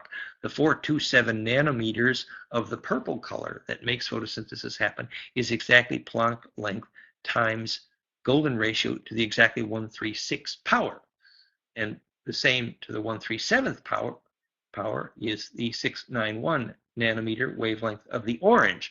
So the two frequencies that do make photosynthesis are a phase conjugate implosive collapse wave, enabling the charge distribution at center called phase conjugation, therefore enabling photosynthesis. Whereas green, which is the color and wavelength and tilt of the toroid photon that every plant must spit out and cannot swallow, negative green, so to speak, is opposite to life, opposite to conjugation, and opposite to charge distribution, and therefore unlivable. So if you apply that to the design for glass, you see something which is now obvious, that the Myron glass people have something to fix. And so we can make a more bioactive glass, and we're actually teaming up with their partner. They sent us some samples, they're friends, but we now know how to fix and make their glass more bioactive by correcting the frequency spectra to make it implosive and phase conjugate. And then how to put an inclusion in the glass. I mean, it might be a bit expensive to vaporize gold through that glass, right? Yes, but there are other high dielectrics that could make the capacitance implosive of that glass. And that then leads us to the Living Cement project, which is part of tonight's conversation.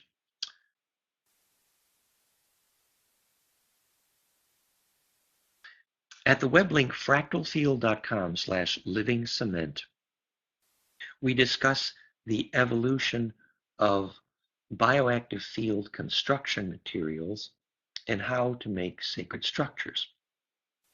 And this leads us back to a gentle criticism I have for Valery Uvarov, who is in Russia spending millions of dollars building modern-day pyramids, trying to make bioactive fields. But oops, he screwed up on one critical factor. He's using a steel frame. I mean, this is the archetype of Groundhog Day. We're going to keep doing it wrong until we get it right. You know, using a steel frame to make a pyramid is sort of like pissing in your beer. I guess I need a gentler way of saying that. But you see, steel and aluminum prevents the kind of capacitance that enables life force and rejuvenation field. So making a bioactive field generator like a pyramid and then using a steel frame is very dumb, in my humble opinion. The reason is because the steel and aluminum, we have the harmonic exclusiveness that isolates capacitance instead of distributing it, and therefore prevents charge distribution efficiency and therefore life. We're going to talk about this at great length in the biologic architecture curriculum, but essentially, steel and aluminum in buildings create a bleeding of capacitance. And I ask you to try this for yourselves and prove it with me. You know, when you read the book Grounding, that many diseases are addressed simply by learning to walk barefoot on living stone and living dirt and living wood, because your capacitance gets phase relationship to ground, and grounding is access to a fractal for both psychologists and electricians, because grounding is access to perfect charge distribution by definition. So you can understand very well why access to ground is so critical to health. Read the book Earthing. And that people who live over the third story of buildings have relatively much worse health statistics. If anyone was brave enough to look at that, they would stop building these high buildings, because you lose access to Schumann harmonics and ground. So the buildings that have steel and aluminum in it create a bleeding capacitance. Oh yes, and the way I was going to suggest to you to test me on this, find a cement floor. Well, first of all, the typical cement floor has steel rebar in it. So if you walk barefoot on cement floors, your feet feel really tired really fast. In fact, your feet hurt. But if you can find a cement floor which was done properly with what is now legal in many countries, rebar made of carbon fiber or bamboo, or there's even a plastic rebar which meets code in many countries. So there is rebar that available that you don't have to poison the capacitance of your building, actually. And our biologic architects are very knowledgeable about this. And we have a whole network of these around the world, the biologic architects, OLDA in Prague, for example, arc.cz. So they've learned to make a basement with no metal. And in fact, our friends in Torino, Claudio and Kudai, they built their beautiful healing center, and the architect agreed to put living material in the cement on the upper floors, but in the basement he insisted on putting steel. And it's amazing. You walk from the main floors, if you feel your auras, and then you walk down in that basement, you can just feel your aura go. Bleh. So the reason your feet feel tired when you're walking on cement which has steel in it is because the capacitance is immediately bleeding from your aura, and therefore your feet lose feeling, because feeling cannot propagate into something which is of the wrong dielectric. This is why in the Steiner school it is so classically understood that the children should only touch living materials, stone and natural wood and natural fabrics, etc. And the children should never touch, should actually not have in their aura anything made of plastic or steel or aluminum, for example, or synthetics. Why? Because if your aura cannot breathe through the capacitance of the structure, then you cannot inhabit that field, and it cannot be part of your body. Whereas if your aura can breathe through it, then you can say, this is my body, and you can embed and eventually steer the tornado of capacitance that is that object, and it can become part of your memory. Basically, anything that doesn't allow capacitance to breathe efficiently ultimately is weakening to the aura. So we translate that whole science of what would be a living cement at fractalfield.com/living cement into a project for proof of concept to create biologic architecture. And our biologic architecture partners in Mexico are very active on this, psychogeometria.com. Yes, aura, a purpose to fuse with the environment. Exactly. That once your aura has a capability of fusion with your environment, you then can control that environment because you can inhabit your field. And this introduces what Sarah is going to talk about at 7arrows.net, where when you visualize the 7 arrows of the tetra in a sequence of figure 8 motions, it actually orients your aura with respect to your cube of space, allowing you to embed in it more firmly, and that gives you ability to throw your weight around. I mean, throw your aura around. I mean, push the tornadoes in your environment and create your reality. Yes, thank you, Wayne. Hemp fiber in the concrete would be a very good example of adding to the dielectric quality of the concrete and the bioactive field. So hempcrete and straw bale construction. You know, these subjects are very popular in biologic architecture, and what we add here is a bit more about the physics. Tobias says, is concrete really such a requirement? We're not saying that buildings should be made out of concrete. We're saying if you do use concrete in a building, you should use the capacitive rules. There are lots of other biologic materials, the straw bale and the wood, etc., for biologic construction. Okay, so let's just review here and see if we've caught the main themes that we prepared in this slideshow. In fact, let's go back here, about here, and look at some of the other examples we had for the fractal field project. This was a project we did in Australia where we showed, this was a dolmenic stone ring. Let's see if we have another picture of it here. There's a picture. But there's a dolmen stone ring, and see this inner, in fact, maybe I can zoom in here. This one's right. Move this over here. This was the original dolmen in dark stone. And we did a magnetic map here and showed that inside that ring we could put a pentagram in the pentagram. And so we put these lighter stones in the center. And what that did is increase the charge focus, increasing the seed germination capability, the centripetal force. So we actually kind of created a new Stonehenge in that geometry. And notice that there was a natural magnetic spiral there contributing to the charge field. So there's a whole description of this. I should find that for sure. It's called Eagle Farm, and that PDF is on the website. You just search on Eagle Farm. It's incidentally the location of where they're doing the Byron New Energy Group. So now this next series of slides here is about purify.com. I'll type in the web link. Many of you have seen the purify.com and the Icosify. But what we did is we took these.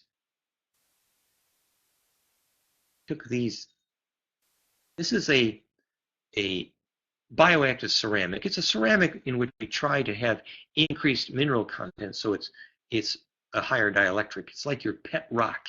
If you hold it, you can feel it. Well, that's what a pet rock is.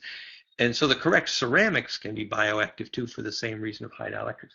And then in the center, we put a thin film gold. And if the gold's membrane is smooth, you can actually feel a little bit of cool negative ion wind generated by the implosive capacitance in there. And then you'll see later we added highly phase conjugate ceramic wafers inside this. You'll see that in a minute. And so then we put that in these structures, Icosify and Purify. And there's one in the top of these structures here. It's in the very top. Yeah, you can see it there. And then, so we're creating phase conjugate capacitance. And here, this is the Purify, and it has a highly piezo rock powder, a quartz sand or a calcite sand, white fine ground.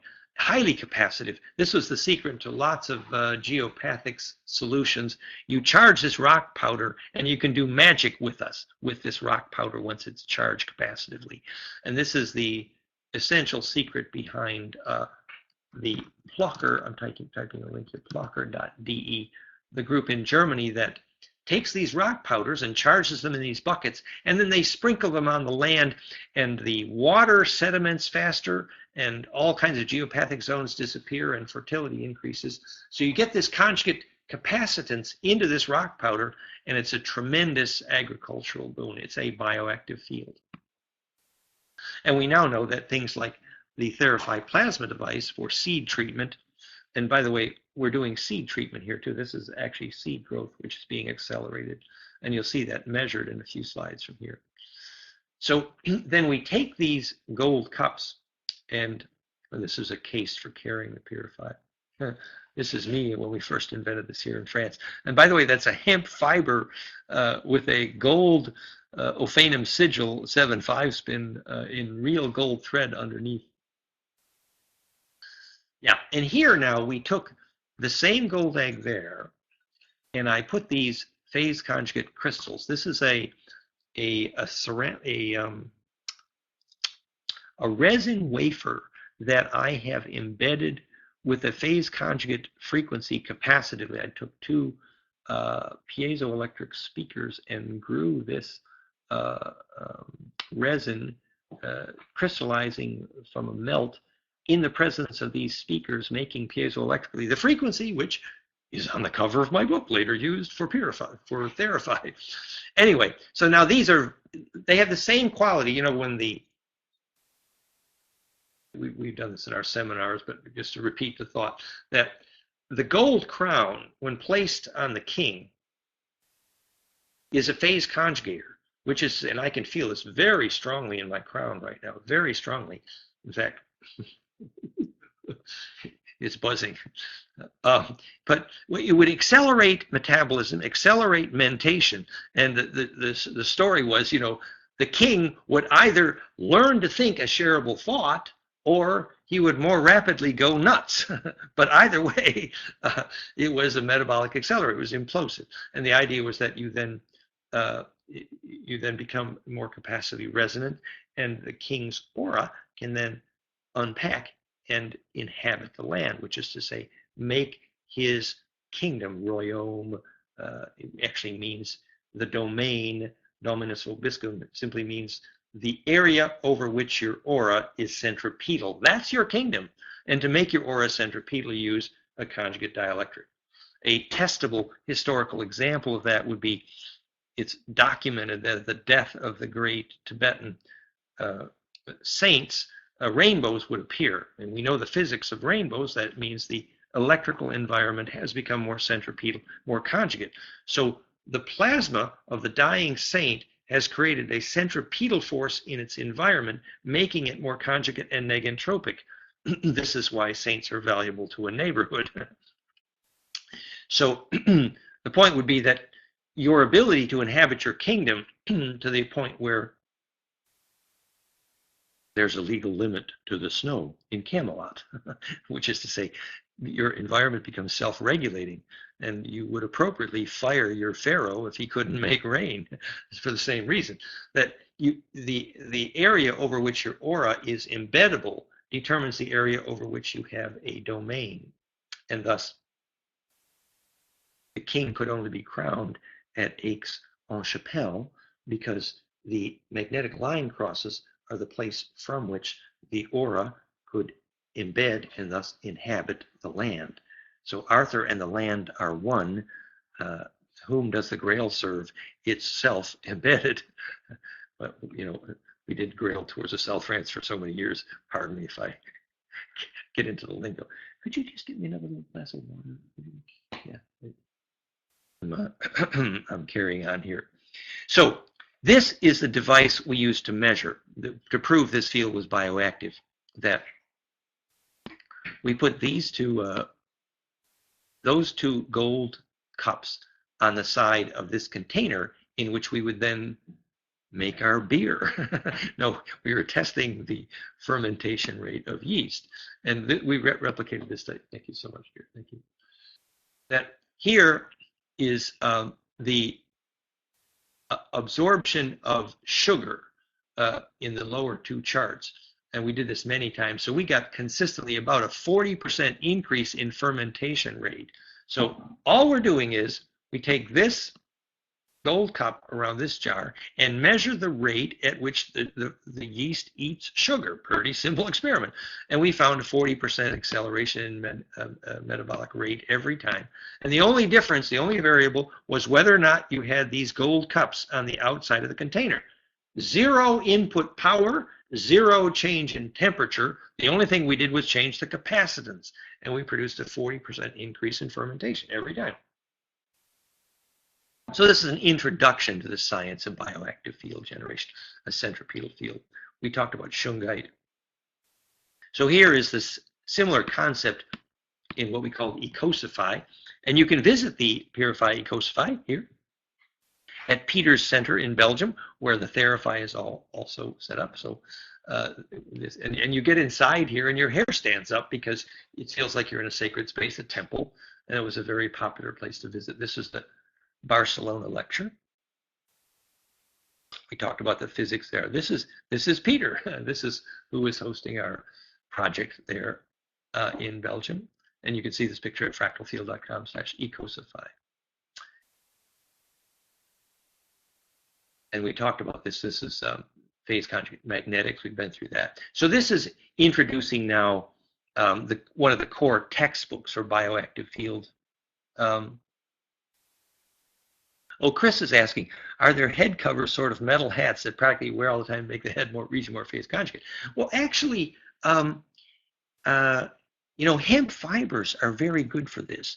And hemp fibers dipped in agricultural ormes or deep water sea salt or actually human sweat works pretty good too. And then you bake that in the sun and you make a pristine biologic capacitor. And that's the transducer we use to measure life force, which we're going to see the slides of that right here in this slideshow. But the story is told at goldamine.info/biophoton. That was the transducer called the Callahan probe, which you use to measure life force in a tree. Maybe I'll come back to that question in a minute, Chris, and just finish this slide because I know those slides are coming up here. So in the book Seed of Knowledge, Stone of Plenty, Burke and Hallberg there showed that seed growth was dramatically increased by placing the seeds in the pyramid, in this stone circle. And so what they learned was that what the New England Antiquities Research didn't learn, which was what the stone sacred dolmen were for. They were growth accelerators. They were seed germinators. And we believe this is what Therify will be as well. And then later, Dr. Burke, along with Levengood, developed a seed pulse treatment where they were regularly creating 30 to 50% increased growth in seeds merely by giving them that perfect high voltage pulse. An example of that high voltage pulse would be the golden ratio harmonic series called the Lakhovsky oscillator, and even more broad spectrally and therefore potentially even more powerful for seed treatment would be Therify.net, which we'll be talking about next time.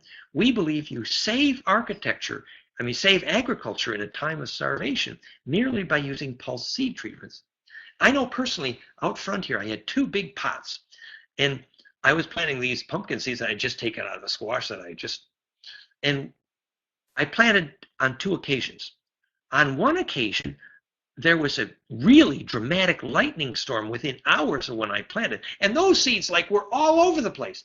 And then the other one was not planted at the time of the lightning storm, and I got very little. So I believe we can document. See, the problem is that Levengood studies, Nancy was trying to help them, but kind of a long story.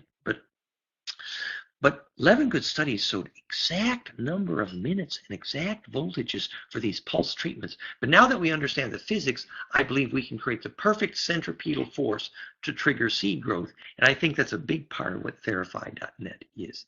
Anyway, that was the book, Seed of Knowledge, Stone of Plenty. So here are some examples here. This was This is in the Wilhelm Reich tradition, the orgone on the right seed growth difference from the capacitance. We believe that the correct term for orgone actually relates to the concept of phase conjugate dielectrics, because obviously what they call the alternating layer of insulator and organic material, now we know has a dielectric meaning. So we would just use electrical engineering terms to describe orgone. So here's some studies we did. These seeds were grown in a stone circle. These seeds were in a steel cage, and very obviously the steel cage inhibited the growth. This is here where I'm documenting what is a phase conjugate magnetic. Here I have the like magnets would attract here across a high permissive material, but that's a bit of another story. But this is introducing the research we did to invent what became the imploder right here. We're learning how to make opposing magnetic lines converge constructively. This is an introduction to phase conjugate magnetics. This is an early test we did of that implosive water. So what we did here is we designed a perfect vortex. You're going to see more animations in a minute. And we fed it into a supermagnetic tube here. And when we see, the water becomes piezo in this vortex here. And then it enters profoundly centripetal magnetics here. So the water comes out of the vortex here, which, if that water is mineral, hard, conductive, that's piezoelectric. And the seeds actually grow faster even around this nozzle, even if they don't get the water, because this is a bioactive field generator, the nozzle itself. This became the super imploder we're about to talk about.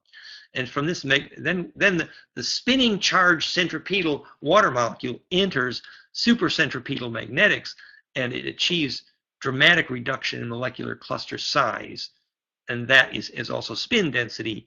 You can think of it as monomolecular water, which is then super soluble, and thus the hydration and amazing health benefits, et cetera, et cetera. This is imploder technology.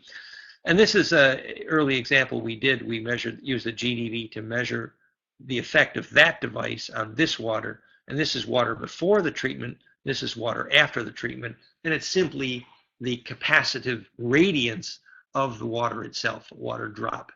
Circulated through the magnetic column here was through 15 minutes that water was circulated, and this is the difference in charge, and this is the GDV measurement of that water.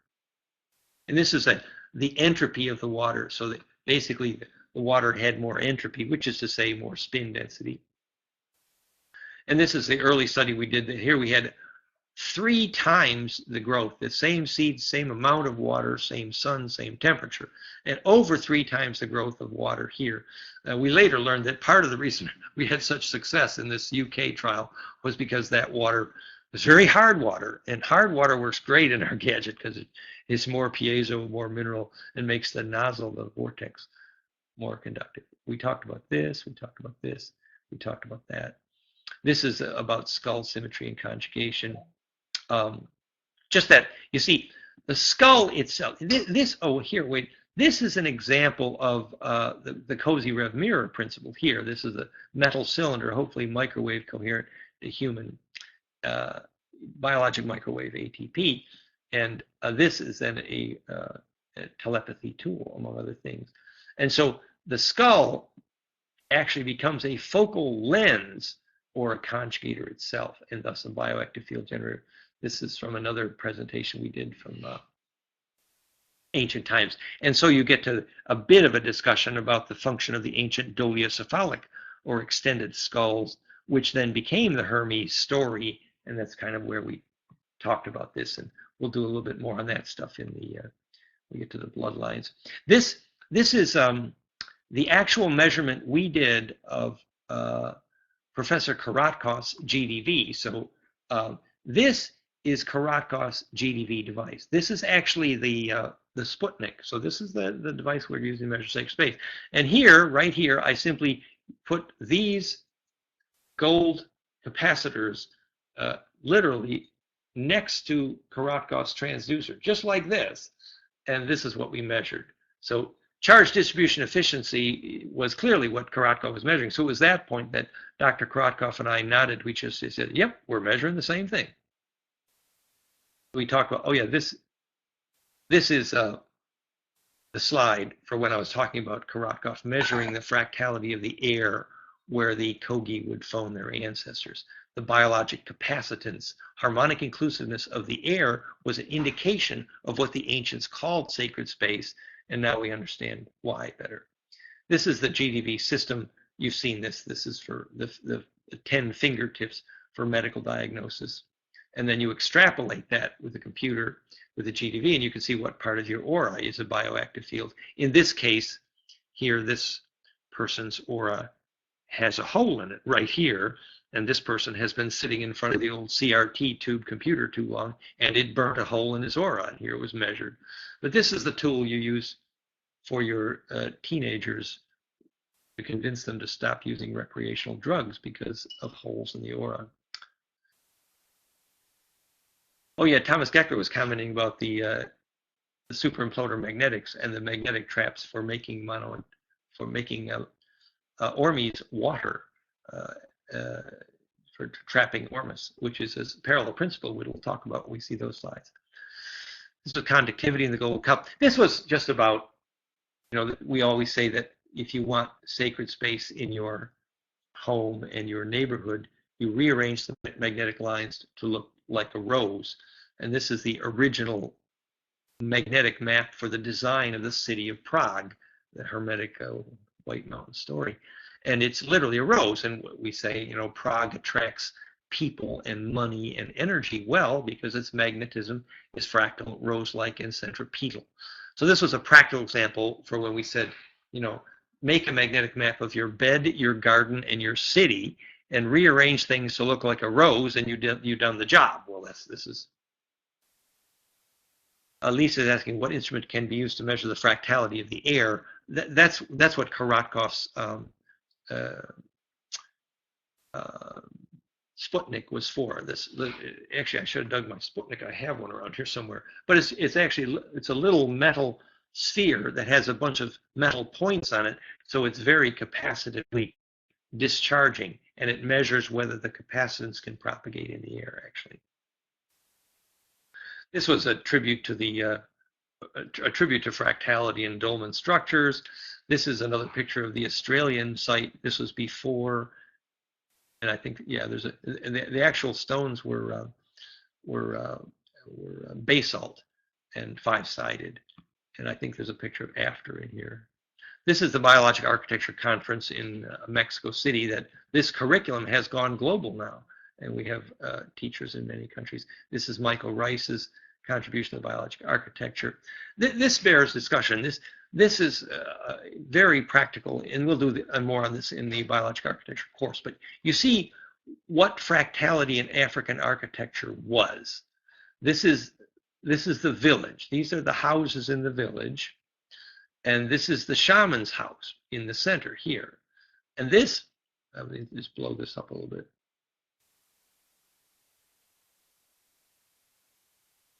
If I can do this. Oh, yeah. This is the altar inside the shaman's straw house. And you see the inside looks like the outside, looks like the outside. This is called fractality in African architecture. Well, what's happening here is called charge concentration, spin density. So the sacred space is in the center of the center of the center. It's implosive. And this is how the shaman concentrates the capacitance of the village and then steers the tornado. This is the famous work of Ron Eglash, Fractality in African Architecture. And I credit this to Enki.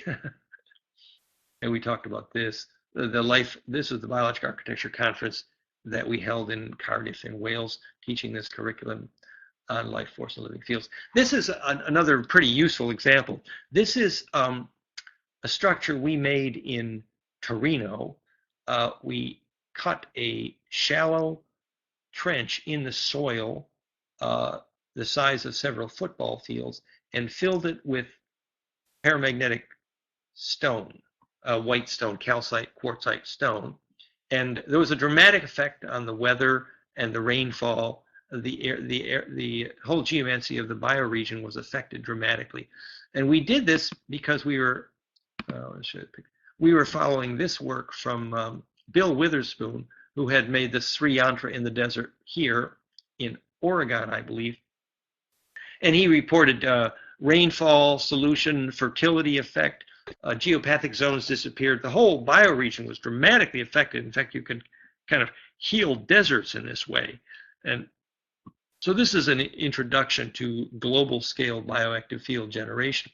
And the key part of these structures, like starting a labyrinth here, this center stone must be placed at a magnetic line cross.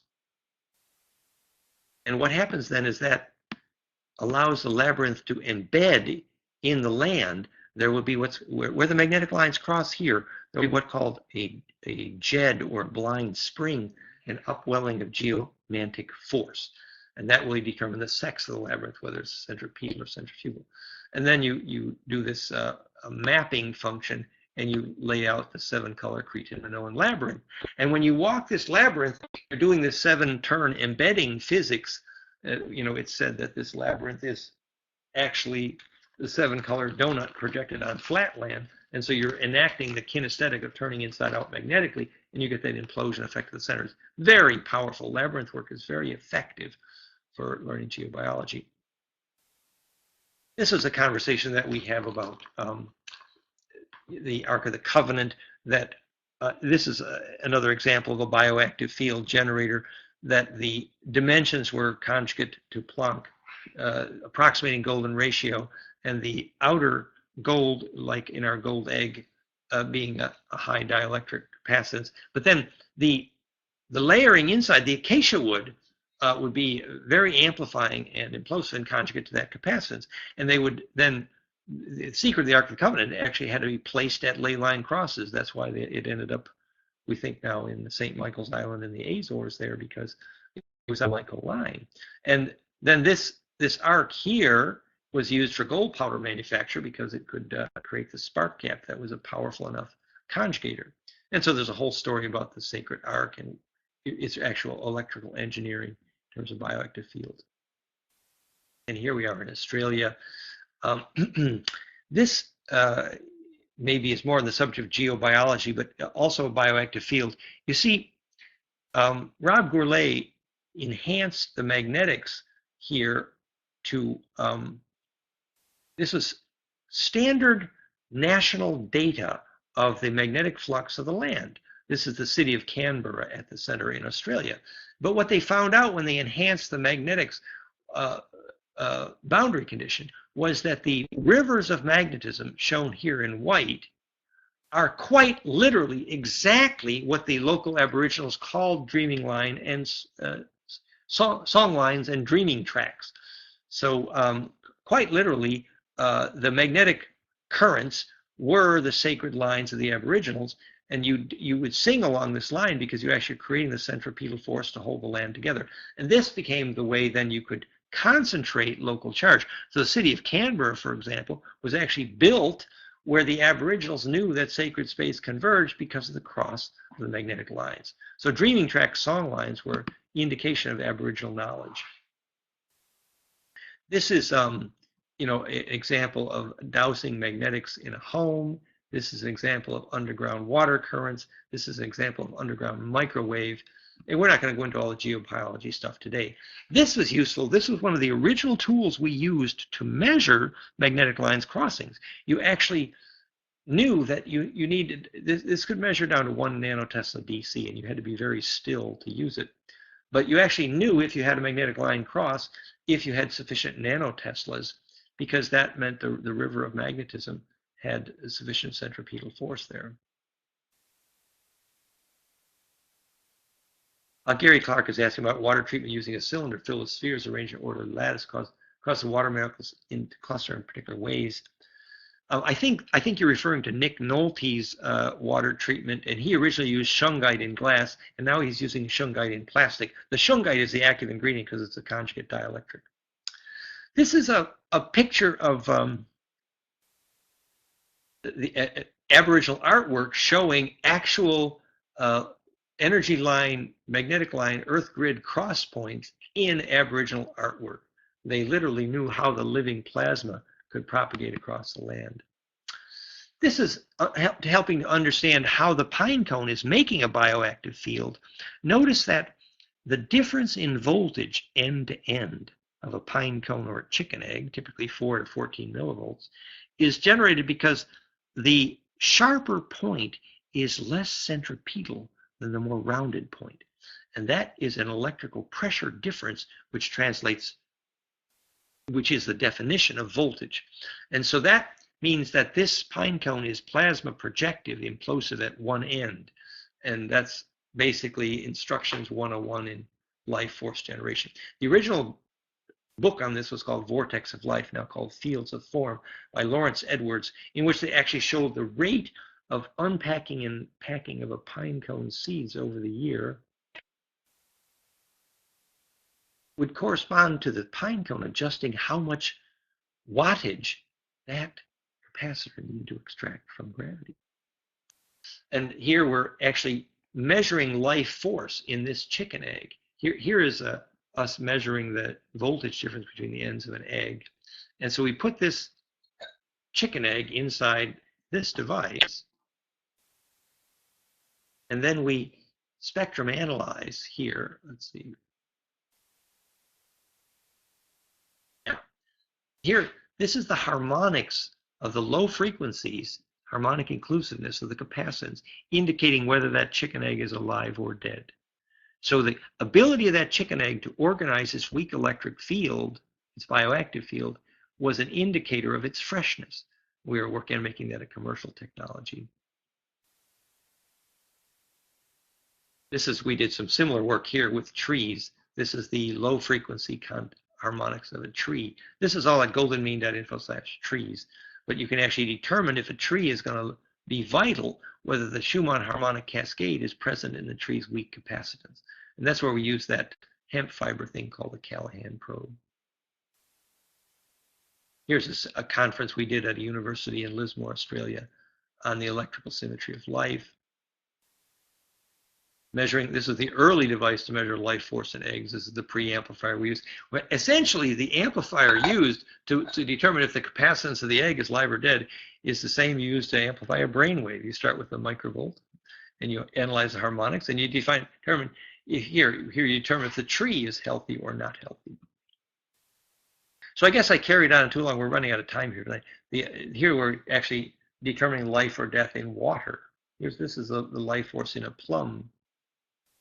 This is the harmonic series. We actually could identify grander water by its capacitance.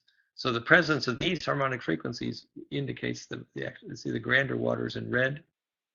So you could consistently tell which was grander water because of its capacitance. And this would be similar to the Nick Nolte principle, where they use shungite in those glass and now the plastic spheres. So finally, we were supposed to, even though we're sort of out of time, have a few of those slides from the imploder technology. Let's just do a couple of those here. So this was an introduction to how we designed that perfect nozzle in the imploder. We took this cone here. Let me see if I can zoom in. So I just took this cone right here, this angle and this cone, and I turned it into an equation in which I built this nozzle. Let me see if here. Oh yeah, here's the nozzle. First, let's look at the nozzle. So this conic angle here actually comes from this one here. Comes from the equation for the radii of hydrogen. So if I take my Planck length x1 golden ratio radii of hydrogen and translate that dimension onto a cone, I get the exact 60-degree cone of implosion into this structure. And so that becomes the idealized implosion cone. We call it Schauberger's dream. So I dreamed about that for 20 years before I finally saved up the money to do the injection molding. And that's how we built the imploder.com technology. And this is what it currently looks like. Here's the nozzle, and we'll kind of zoom in on that in a second. But we have this amazing ability to make bioactive field water with the imploder. And so just some of the slides that show how that works. This is an early version here. These are various incarnations. Our current version is a little heavier than this. And so here's some installations. This is a greenhouse hydroponics, amazing success. You can see all this at theimploder.com. And this is a household installation and this is where the actual imploder used for the Bloom the Desert project, remember I talked about the ORMEs, agricultural ORMEs, the imploder, and the effective microorganism. This is a typical imploder installation, bioactive field water in a garden. And this is showing how we use steel to focus and lens the magnetics. So we turn a 3,000 Gauss large surface magnet pair into 4,500 Gauss measured at the surface of the water, the world's most powerful and most proven magnetic water treatment. This is actually, see, this is the measurement of the flux density without the steel lensing. And here's the measurement of the flux density with the steel lens, 4,700 Gauss, which actually reaches the water. And this just explains, so the piezo spun water enters the centripetal magnetics, and the molecular cluster size is much smaller, and that's what creates solubility and hydration. This is a drinking water installation for people. People find it energizing. This is more about how the small molecular cluster size gets through the membrane wall. This is 3 of those nozzles in a triploder. The biodynamics people love these because it optimizes what they call dynamization, and also crop sprayers love it for idealized mixing. But to dynamize a biodynamic preparation, they've eliminated, they claim in France, using a triploder eliminated vaccines and antibiotics in animal farming, because the biodynamic preparation from Steiner is a rock powder, highly piezo. Put highly piezo through the perfect nozzle and you get extreme charge density. And so these are just some of the pictures of the difference in growth. We have dozens and dozens. This is an animation in the original on theuploader.com, but the animation doesn't play here. This we showed you already. This is a growth benefit. Many of the installations. Oh yeah, maybe we'll finish with this. This is the success with hemp. We had this here was 168, or actually 168%, or simply 68% increase in growth by weight of hemp using the super imploder. Actually, the hemp really loves our product, and lots of products do, but it was typically we have 20 or 40% increase in growth, but with hemp it was really off the charts.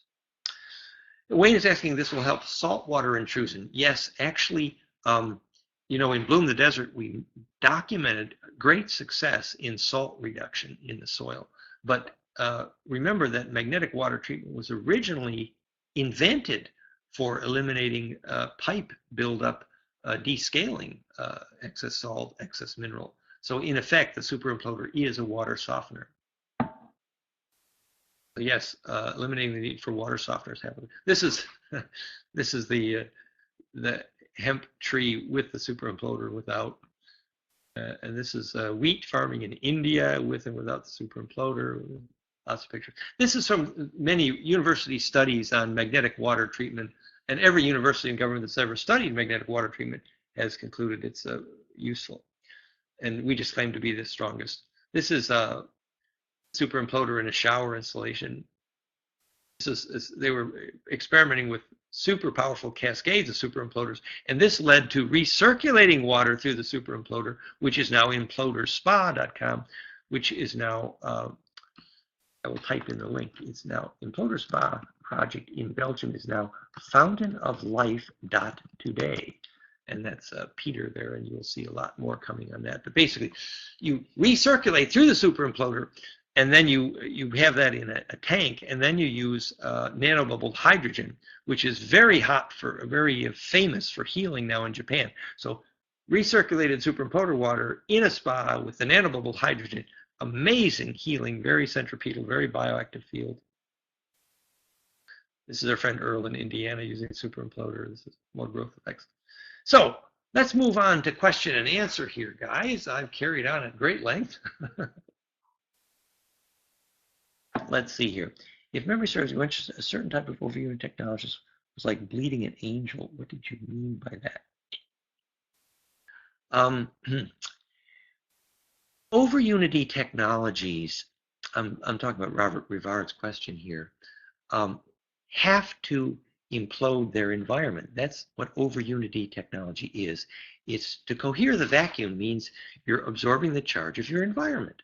And pine cones do that, and it's not evil. But if you overdo it, it can be difficult. So bleeding an angel would be like when the scientists who built the fire crystal Atlantis, which is implosive capacitance, it was 6 or 8 sided, it was piezo, it was phonon trigger phase conjugate pump wave, it sort of corresponds to Boski frost now. You can see that at fractalfield.com/propulsion. So here you have a crystal, the fire crystal toy stone of Atlantis, and it's imploding. And oops, they overdid it, and their continent tipped over. I mean, to oversimplify. So yes, you can overdo imploding the capacitance of your environment.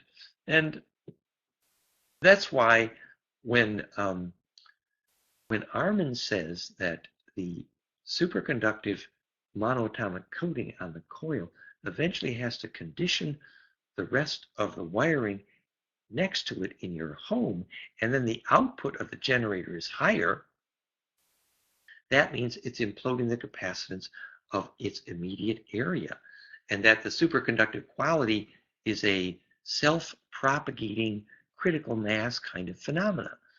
It's related to why the Joe cell, which is these, Joe cell is like the Kozyrev mirror, it's concentric rings of metal tubes imploding the hydrogen at the center.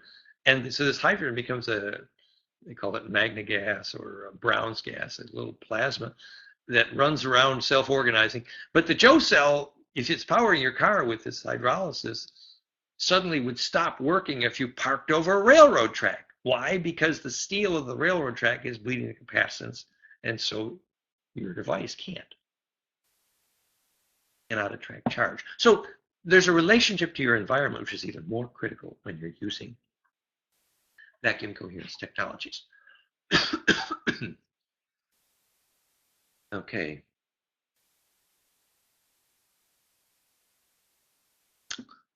See if we have any other fun questions here. Consider 3D printing. Oh, have you considered 3D printing for implosion nozzle? Yes, actually, in this particular slideshow are some pictures of the 3D prints of the. Yeah, here we're printing this is a 3D printed. We're doing tests on a larger nozzle, and now 3D printing has been very helpful for prototype generation, and we have what's called a leapfrog 3D printer here. Actually, I have 2 of them. But Chris is right. 3D printers is a whole life in itself. You have to dedicate your life to it. Here's some of the seed growth differences. Why is it that HHO does not work in my Saab with the trionic ignition? Well, I don't know, but I would like to comment that the super imploder has been proven in 2 countries to reduce the wattage required for hydrolysis by 30%. We know that if you pre-treat the water before you do hydrolysis, before you split the hydrogen, that you can increase the efficiency of that hydrolysis by like 30% by just pre-treating the super imploder. And we know why, because the water is actually more soluble and the molecules are more available. Also, we have at least 12 to 70% increase in fuel efficiency in diesel engines by using the super imploder to treat the diesel. So all of these things say that if you increase the spin density, the molecule is stable more as a monomolecule or even a monoatom, and that means available spin, available charge. So that's the central metaphor. Does the imploder help shrink tumors growth in humans? Well, that's a tough question. I mean, we have all kinds of disease studies showing that we have been helpful, but we're not making any major claims. But we know something's very simple, that so many health issues are hydration problems. That's old news. From gray hair to your bones and your donuts between the bones in your back, to back problems, to just the list goes on and on of health issues that are related to failure to hydrate. So that's why imploder spa is so healthy, because you have super hydration, and so there's many health issues. Now, even more directly, the Priory device was famous for shrinking tumors, but that's at a whole nother level. That's centripetal at much higher frequencies, and that we're going to be discussing 1 week from today, how the Priory device was famous for dealing with some cancers, and currently Therify.net was inspired by the Priory device, and we're not making claims, but we're in the testing phase, and so far testing is going wonderfully. We're sure that we have pain solution problems and circulation solution, and we have cyst solutions and other things. So we think we're on the right track to knowing about tumor, that a shrinking tumor is centripetal field, but we're going to go into that in great detail by discussing a whole new biophysics model of cancer 1 week from today, as we discuss how phase conjugate optics and plasma worked for Priory in cancer and other serious issues. So that will be Therify.net, and that's 1 week from today. So let's see, it's 10:20. Any other fun questions here?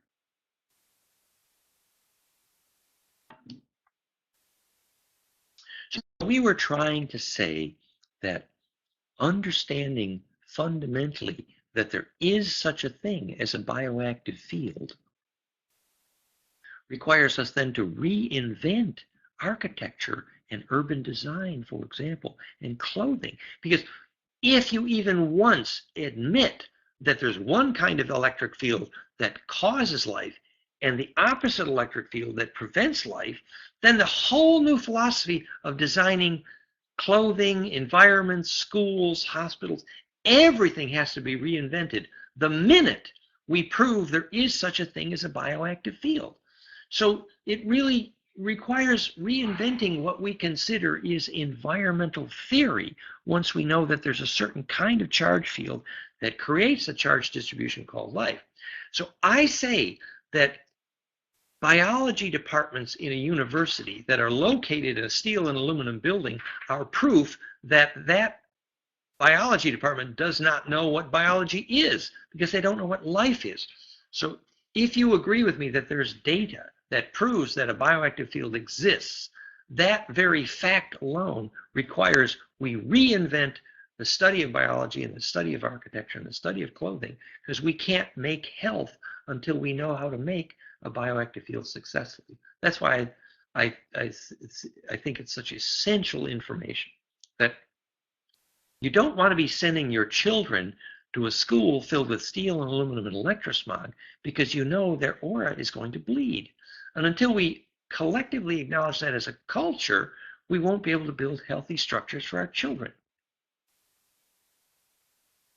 If you loop the flow output from a single imploder and there's a string of water that boosts, yes, actually looping the flow recirculation through the super imploder is the heart of the imploder spa technology, and they have done that for growth. See, when we went from the imploder to the super imploder, we radically increased the flux density, the magnetic strength, so that you wouldn't have to recirculate, and we are achieving amazing growth. But still, if you add recirculation to even the super imploder, you create even more dramatic effect, especially for healing people. For plants, there's a limiting condition. For people, it's wonderful. That's why Imploder Spa project is so great. And that's Peter there at Fountain of Life.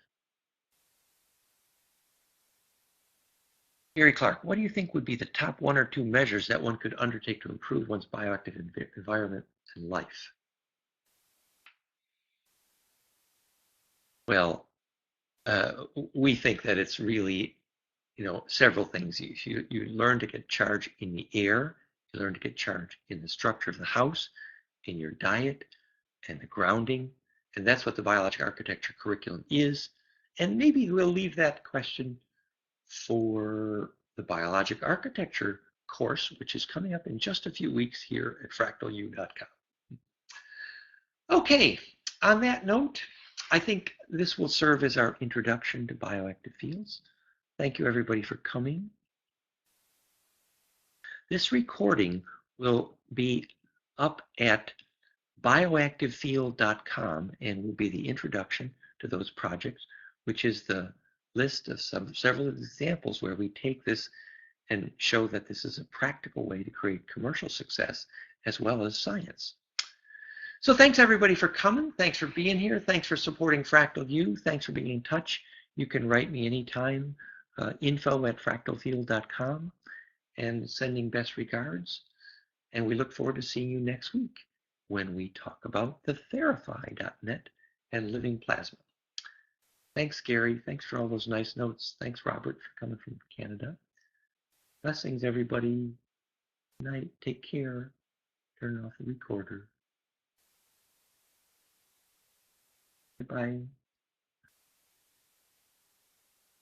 Yeah, maybe a live demo next time. Good idea. We do the Therify.